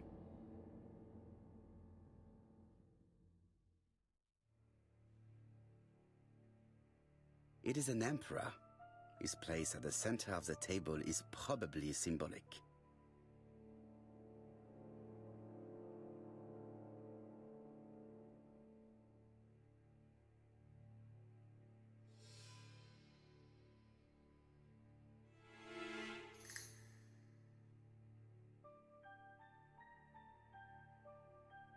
Comside's private collection, purchases since 1920.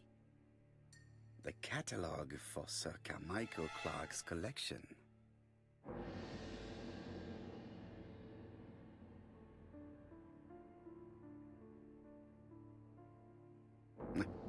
I'm not going.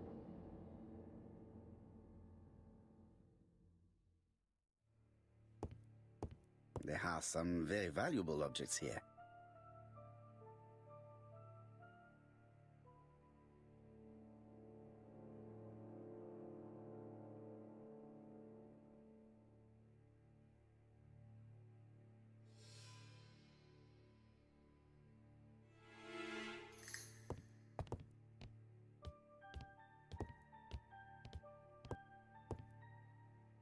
Are you keeping an eye out, Hastings?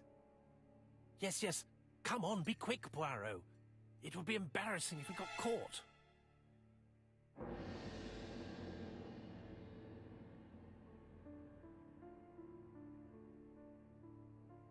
Traditional Chinese map. Facsimile. South is on the top of the map.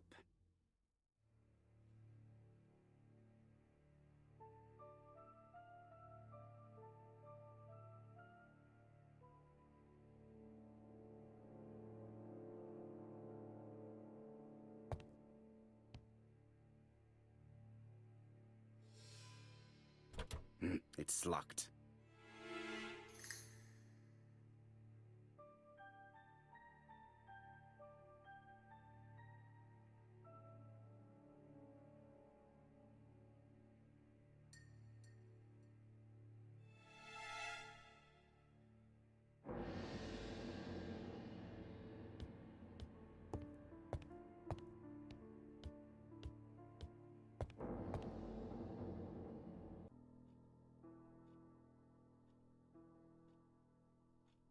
Turtle, the dragon, the crane, and the tiger.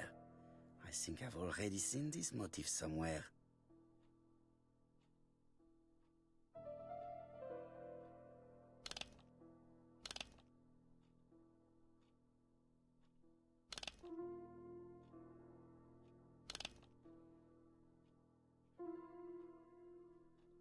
The cardinal points. This book could maybe help me. Each cardinal point is associated with one animal and one color. In the middle sits the imperial dragon, and out of respect, all the others are turned towards him.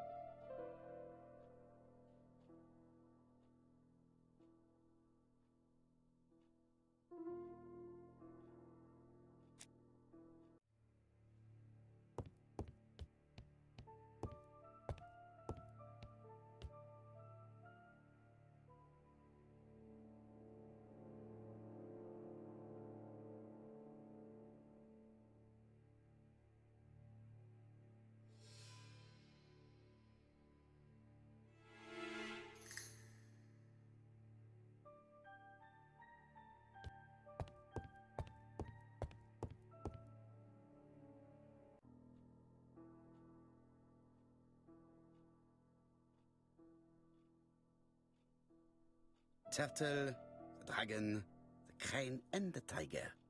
I think I've already seen this motif somewhere.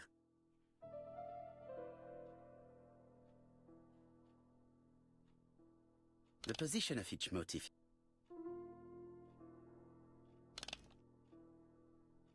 The position of each motif is correct, but they are not turned the same way as on the table.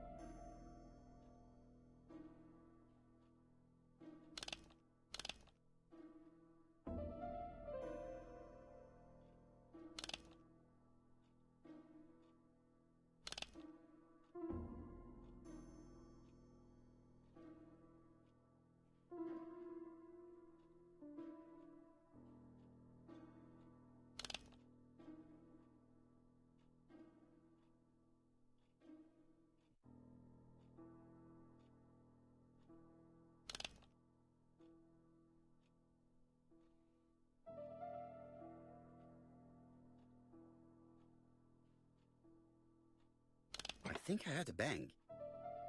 Could it be this cupboard? This is interesting.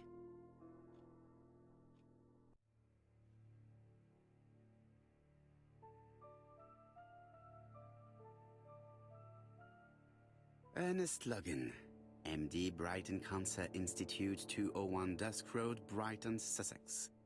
To Sir Carmichael Clark, MD, Comsite Churstone, Devon. Brighton, 1935, January the 5th. As a man of science, I owe it to you to be completely frank. Lady Clark, your wife is suffering from a generalized terminal cancer. I confess I didn't suspect anything like that during the first exams. But with the test results I have received today, there is unfortunately no place for doubt. I estimate that Lady Clark's life expectancy is no more than 1 year. Hospitalization would not help in her case, so I advise you to keep her at home and provide her with as much morphine as required to ease her last moments. Yours sincerely, Ernest Logan.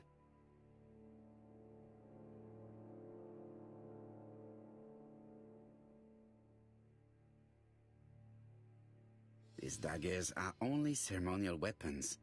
I do not think that the crime weapon is here.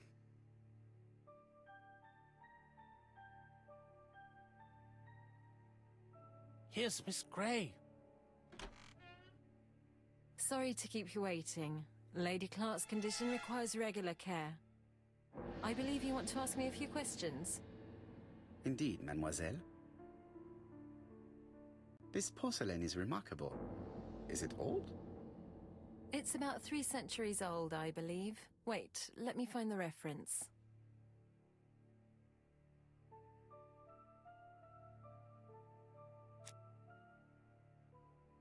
She appears to be very flustered.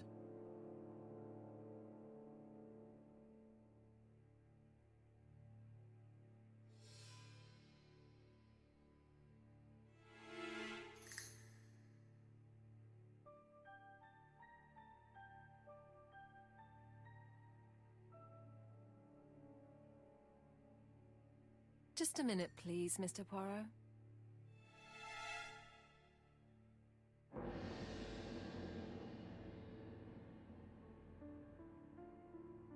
She's unable to hide her emotion, and her makeup has been disturbed. I think that this young woman has just been kissed. Here? Teapot with black dragon, Gangshi period, end of the 17th century. It is a rare piece with unusual colours. You have a good knowledge of art history. Acquired while working with Sir Carmichael. I used to help him manage his collection and choose his new acquisitions.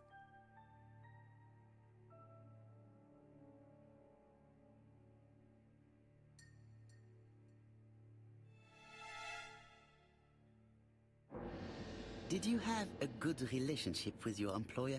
He treated me well, and I am sorry for his death.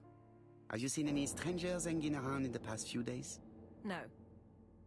Nobody has been near Cumside.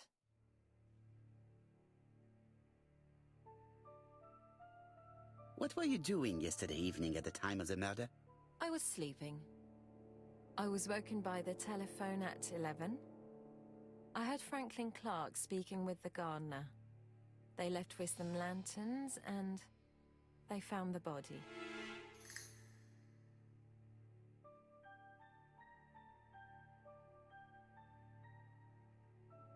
Am I right thinking that something is going on between you and Franklin? How dare you ask me such a question?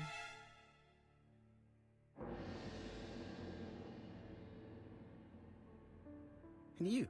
How do you dare kiss your good friend in the house of a dead man? Mr. Poirot, you are behaving despicably.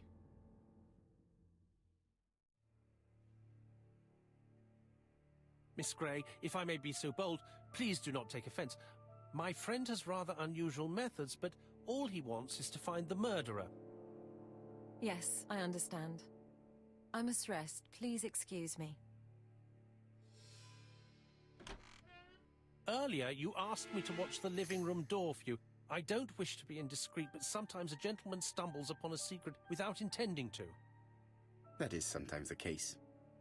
And I saw Franklin Clark kissing Miss Grey at the foot of the stairs. Do you think this is a common occurrence? No, I saw emotion, intensity. I think it was their first kiss. Well done, mon ami. Well spotted. However, I don't think I completely understand this business. Why did Sir Carmichael not defend himself? He appeared to have been active and strong. The murderer did not give him a chance. Let us try and reconstruct the scene.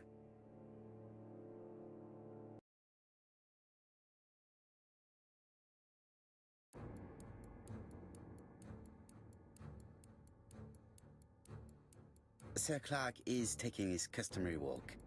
Our killer is hiding behind a bush.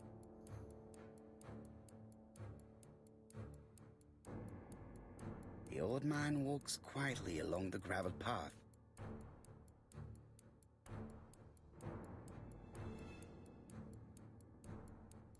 Then he turns towards the sea to gaze at it.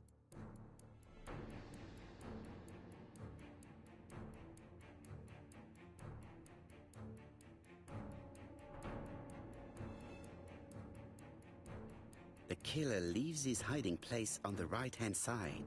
He approaches silently over the grass. Then he throws himself on his prey and cuts the poor man's throat. He then lays down the ABC before leaving. Everything appears to match the crime scene, mon cher Hastings. That is exactly what happened.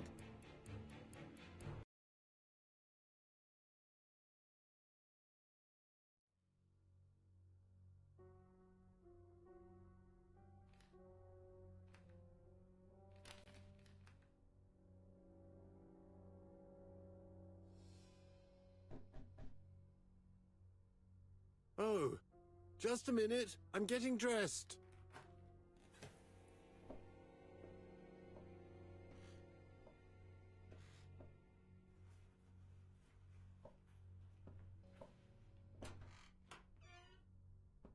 Mr. Kirst, have you recently returned from Churston? Yes. Indeed I have. Have you seen the papers? And to think that you might have rubbed shoulders with the killer. Imagine that. Mr. Kirst, are you all right? You don't seem well. My apologies. My throat is burning and my head feels heavy. It's ever since the war, you know. Since my injury, my head has never been the same.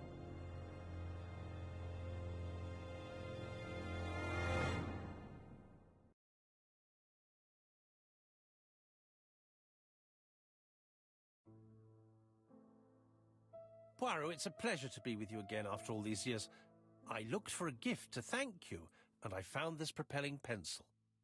An authentic collector's item. You spoil me, mon ami. And you more so by sharing investigations. Do not underestimate the help you are to me, Hastings. Intellect is not everything. There is also goodwill, and you are not short of that. Later, I will ask you to help me tidy up the room and bring some chairs. Our guest will be here soon. Ah, is Thora Grey coming? Naturally. She is a fascinating young woman, n'est-ce pas? Oh, come on, Poirot. I'm a married man. Miss Grey has already been courted by Franklin Clark. Poirot, our guests will be here soon. We must prepare ourselves.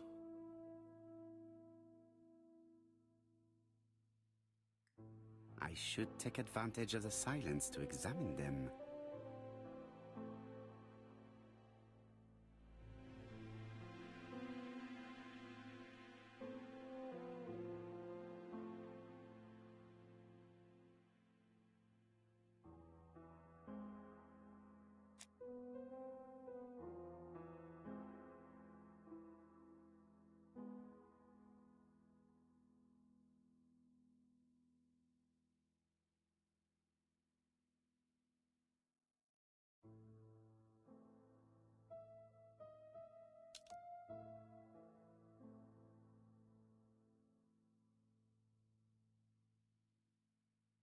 Sometimes I love a brunette, sometimes I love a blonde.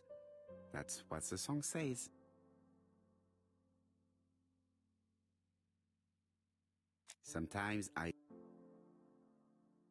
The song says, sometimes I love a blonde who comes from Eden by way of Sweden. But I am not sure that this blonde is an angel.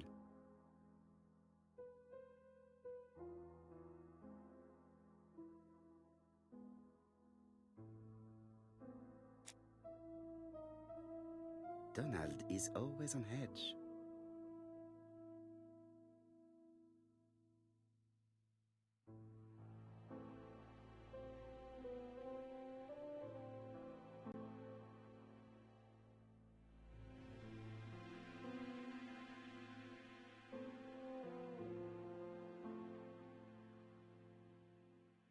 Leave me alone. Donald Fraser is very nervous at the moment, even if he is trying hard to control himself.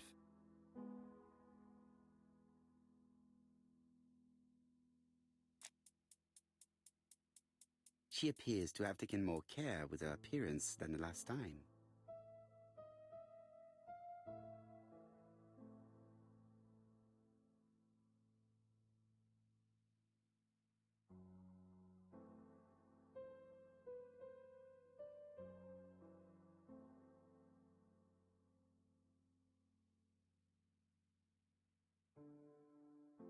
She's looking at Mr. Fraser out of the corner of her eye. Did she make herself beautiful for him?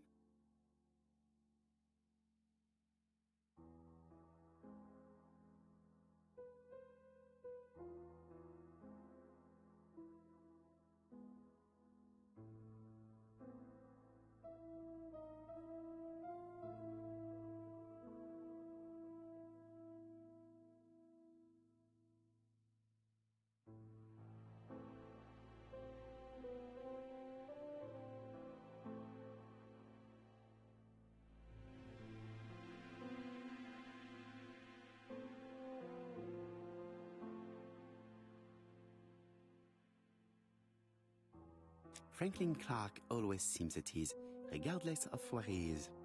Something that's unique to people who travel. I ought to concentrate on my guests. I wish to thank you all for coming. I wanted to bring everyone close to the victims here in order to unmask the murderer. Get to the point, Mr. Poirot. What do you want from us?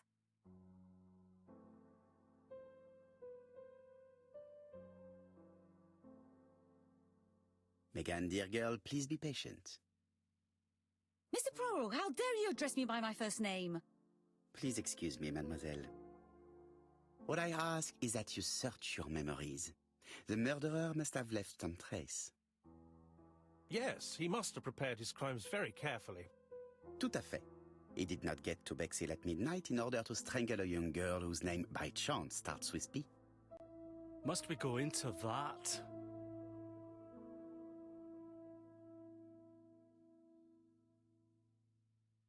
Mr. Fraser, please get a grip on yourself.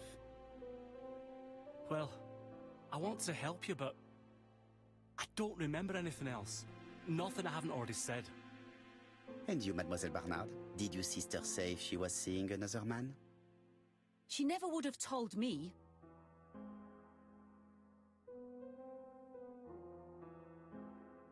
Why would she hide the fact from you? Betty knew I didn't approve of her behaviour. Her flirting was spoiling any chance she might have had. Tell me, mademoiselle, what did you talk about with your sister? Silly things. Her new dress. She wanted a pair of black stockings to go with it. Mother bought her a brand new pair. The day it happened, she was crying. And to think that Betty never even wore them. Poor Mummy. Your sister used to sing, I believe. Did she ever perform in public? She dreamt about it, but she had a very bad cough. It troubled her greatly. She had to cancel auditions and miss lots of opportunities. A pity. Yes, she sang well, but that doesn't tell us much about the murderer. Qui sait? In any case, we now have enough information to draw up a relatively precise psychological profile. Let us now try and get our brain cells to work.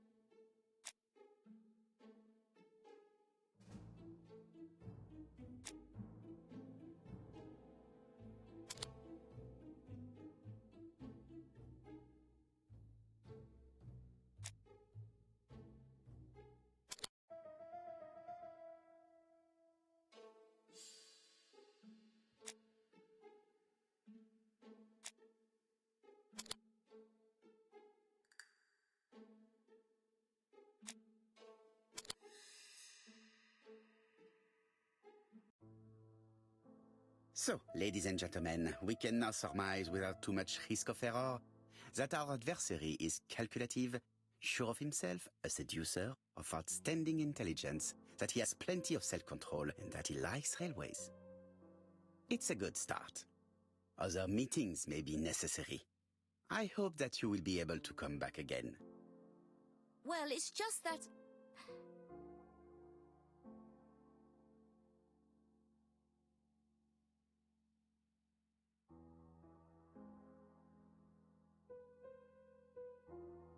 Is something bothering you, Mary? Well, Mr. Poirot, you see, I don't know if I can come to London just like that. It's normal that people helping with this inquiry should be reimbursed. Starting with you, Miss Drower. Please allow me to pay for your train tickets. Oh, sir, I cannot accept. But you must. Mademoiselle, I may not be rich, but my brother left a fortune which will be mine. Mr. Clark, that's very generous of you. Well, someone has to foot the bill. Mr. Poirot, would it be possible for you to come back to Devon? Lady Clark has expressed a wish to see you. We'll adjust her medicine so she'll not be too drowsy. But of course, I shall come the day after tomorrow if it is convenient. Thank you all for coming. We will meet again soon. The meeting was most fruitful. Really? Hastings, I believe now we have everything we need to find a common point between the victims. Now it is time for us to use our grey matter. Let us now try and get our brain cells to work.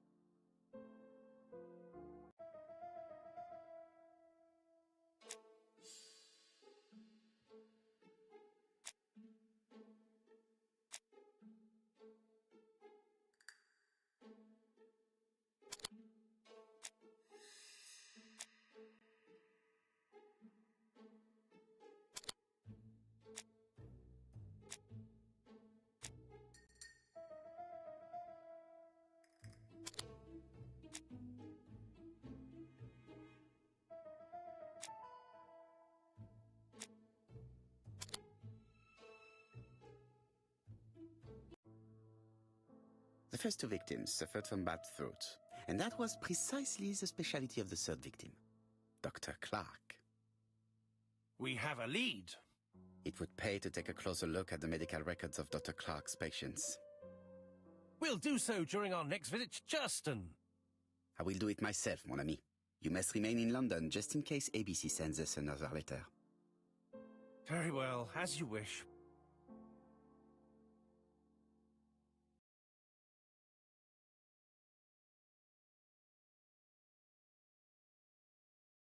Thank you for coming, Mr. Poirot. Lady Clark is waiting for you in her bedroom on the first floor. Please excuse me, I cannot stay for the interview. I've to take Miss Gray to the station to see our lawyer in Torquay.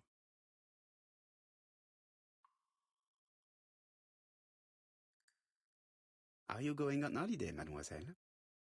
Not exactly, Mr. Poirot. Miss Gray very kindly stayed with me to settle my brother's affairs, but naturally she prefers to find a position in London. Ah, très bien. I'll be absent all morning, Mr. Poirot, but the nurse is coming soon. She's to ensure that the dose of medicine doesn't make our patient drowsy. Thank you, Mr. Clark. Have a nice trip, mademoiselle.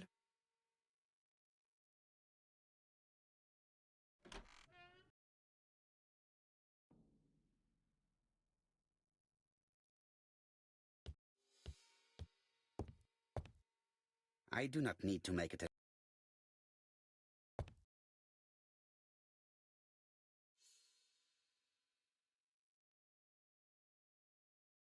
It is not the right time. It's closed.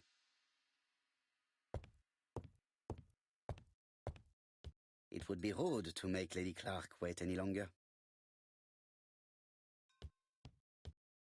It would be rude to make it. It would be rude.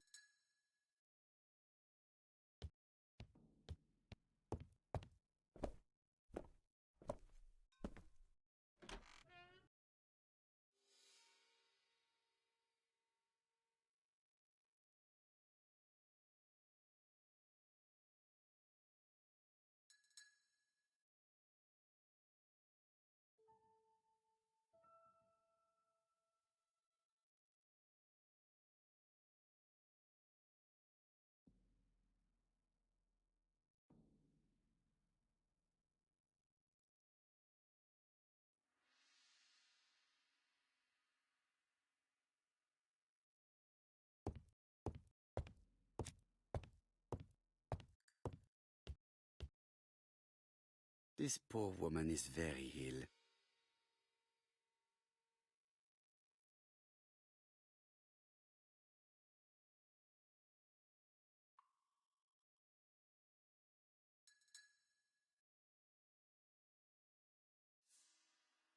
This woman is suffering. She is in no state to have a conversation.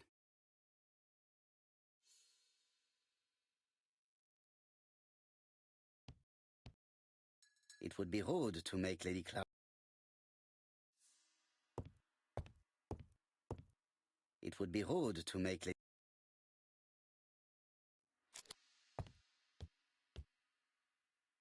Mr. Poirot? My respects, madame. Thank you for coming.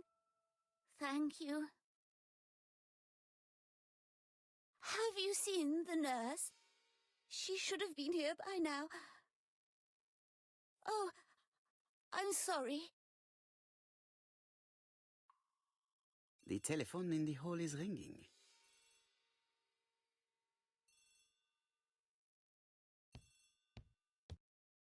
Lady Clark is...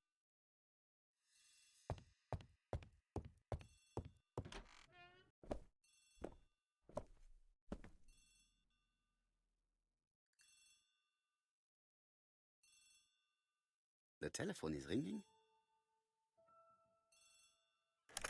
The Clark residence. Detective Hercule Poirot speaking. How do you do, Mr. Poirot? I'm Lady Clark's nurse. I wanted to let you know that I won't be able to come for her injection today. Might Miss Gray be able to do it? She has just left, but I will take care of it. Thank you. That's very kind of you. You'll find the skeleton key to open the medicine cabinet hidden in the lion trophy. You can count on me. Au revoir, mademoiselle. Oh, thank you kindly. Goodbye, Mr. Poirot.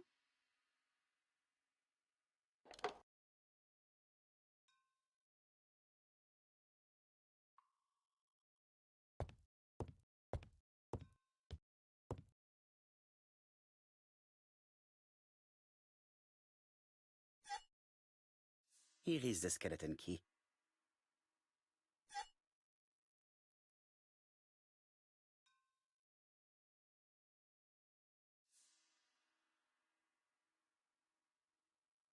April 1925, Aceh Province, Sumatra.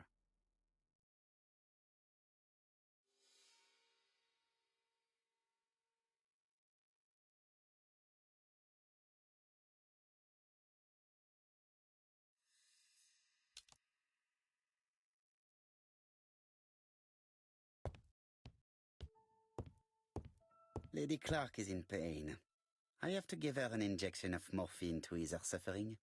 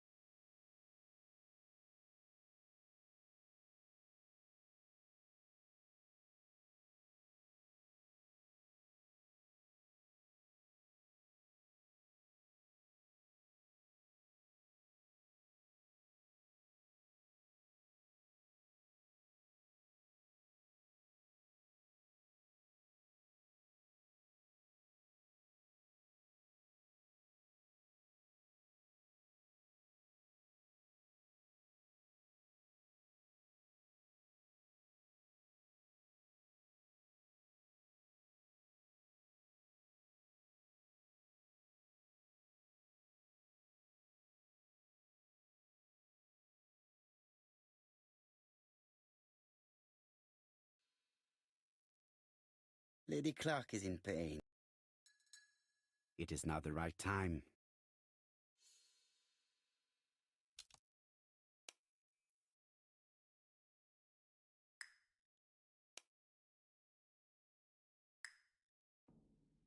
Lady Clark is in...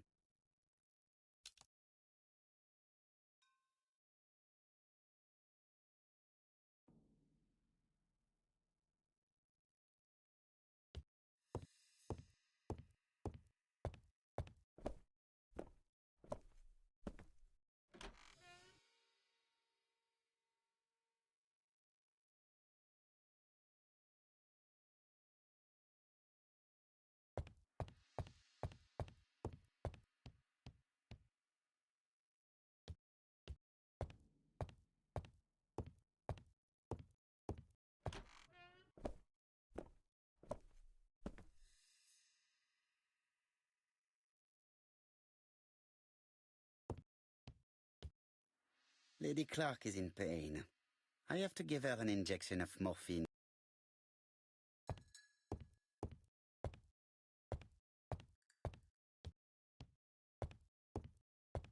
Lady Clark is in...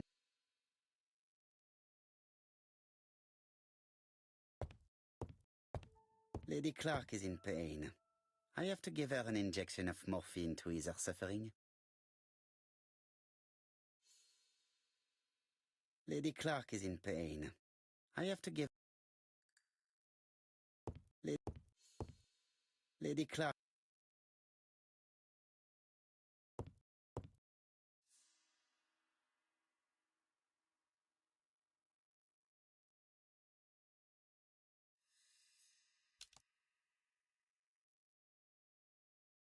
This skeleton key would be very useful for opening the locks I have not yet been able to open.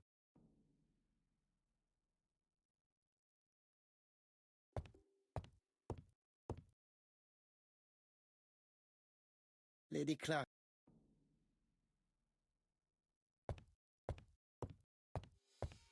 Lady Clark.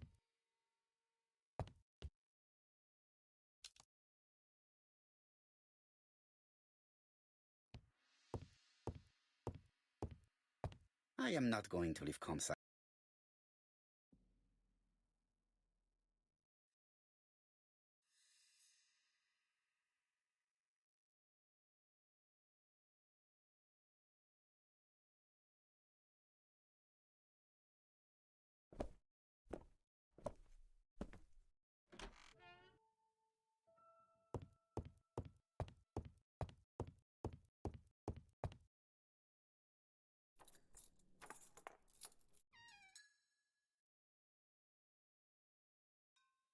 Ah, Mr. Poirot.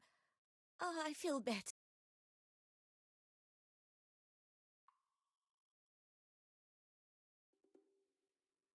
You asked for me, chère madame? Yes. Yes, of course, I wish to speak with you. But what was it about? No doubt. You wish to talk to me about what happened to your husband? Ah, yes. Oh, poor Carmichael. Has the madman who killed him been caught? Not yet, chère madame. There was a great many people in Cheston on the day of the murder. Indeed. People go straight to the beach. They don't come near Coomside. So, there were no strangers around the house that day? Who said that? The people who live here. Your brother-in-law, Miss Gray. Miss Gray? Oh, I don't like her. Franklin wanted her to stay, but I insisted she should go, immediately. You are entitled to do so, naturally. I'm pleased that you approve. The others have been taken in by her. But at least you can see through that self-pity act. See what she's up to. Oh.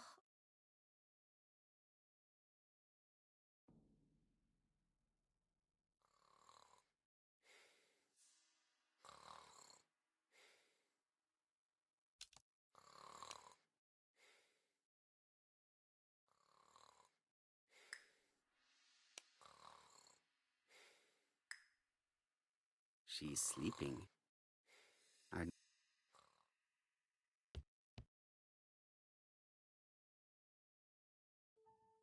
I've finished with this subject. This subject will probably be useful to me.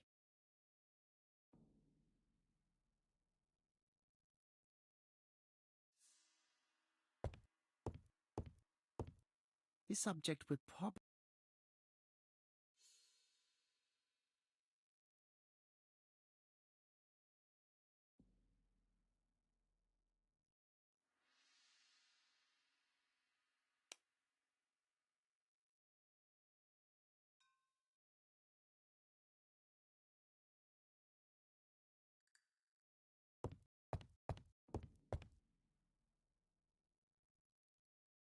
This couple appears to be having fun.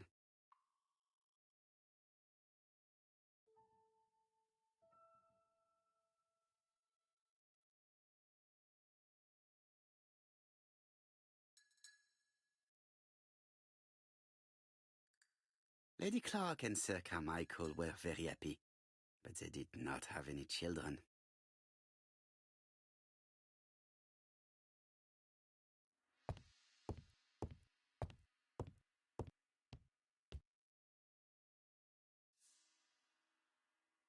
This subject would probably...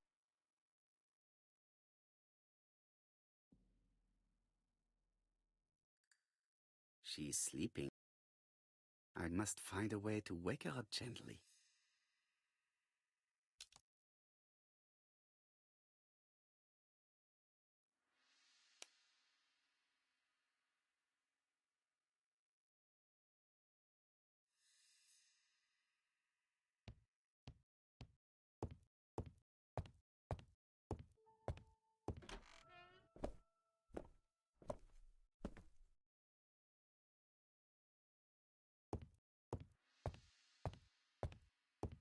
I must find a way to wake her up. It is now the right... I must find a way to...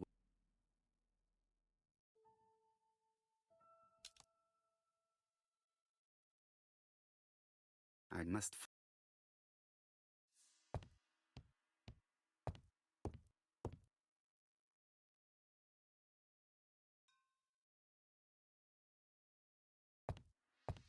I must find a way to...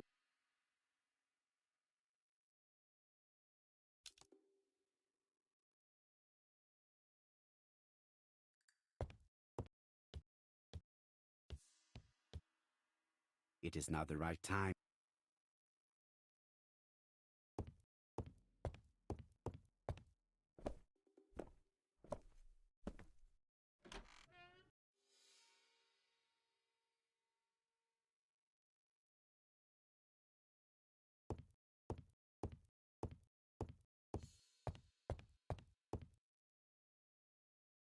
Lady Clark and Sir Carmichael were very happy, but they did not have any children.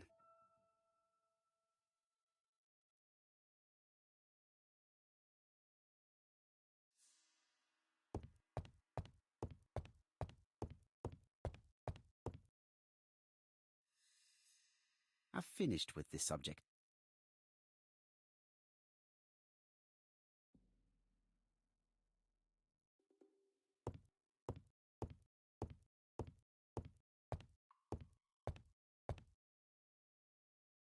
Lady Clark and Sir Carmichael were very happy, but they did not have any children.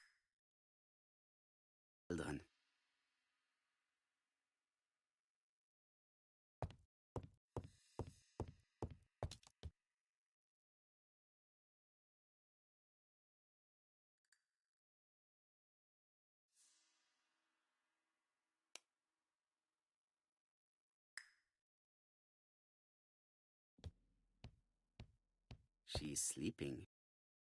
I must find a...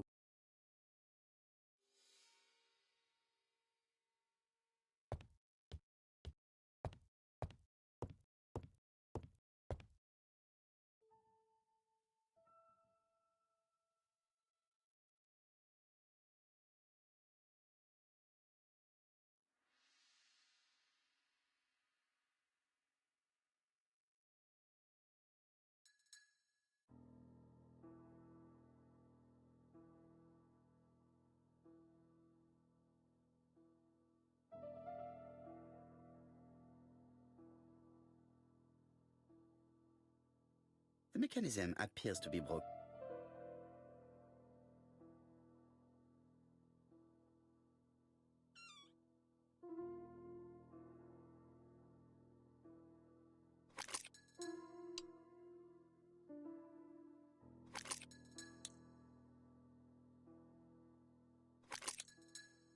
This spring appears to be broken. This part appears to be working. Firstly, I have to take it apart. I have to put a new...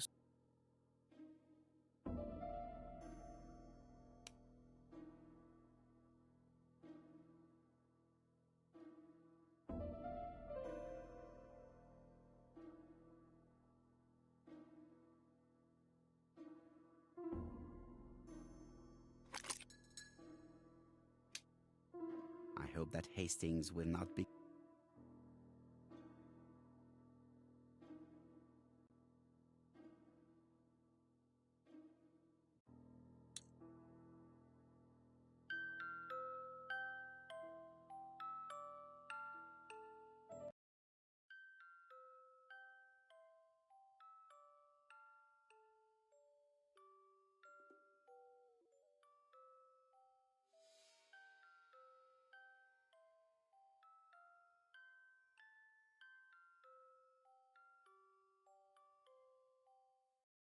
Oh, what are we talking about? Ah, yes, Thora Grey. Oh, Carmichael had great esteem for her, but for me she was nothing but a hypocrite.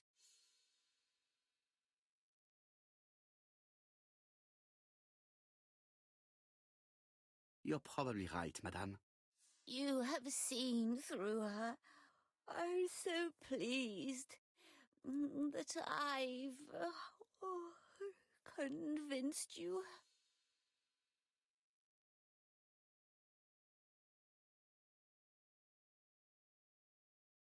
You are very harsh. Do not forget that the girl is an orphan. Yes, and she used the fact to get around men. Take Franklin. He's fallen for her sweet-talking charms. Oh, he's a lovely boy, very plucky and sure of himself. But so naive. Oh, when it comes to women.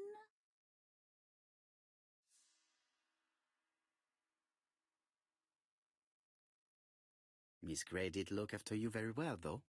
Outwardly. But she's hiding something. I think she tried to poison me. Miss Grey? A poisoner? But everybody appears to like her. It proves she knows what she's doing. She's manipulative and she's a liar. A liar? Let's see, didn't she say that on the day of the crime nobody was around Coomside? That is correct. Well, at 11 o'clock I saw her talking to someone. Really? And what was this man like? An ordinary sort of man with a very plain face. Oh, I don't remember well. Was he a gentleman? No, he was not a gentleman. It would be best to leave her to sleep now. The telephone in the hall is ringing.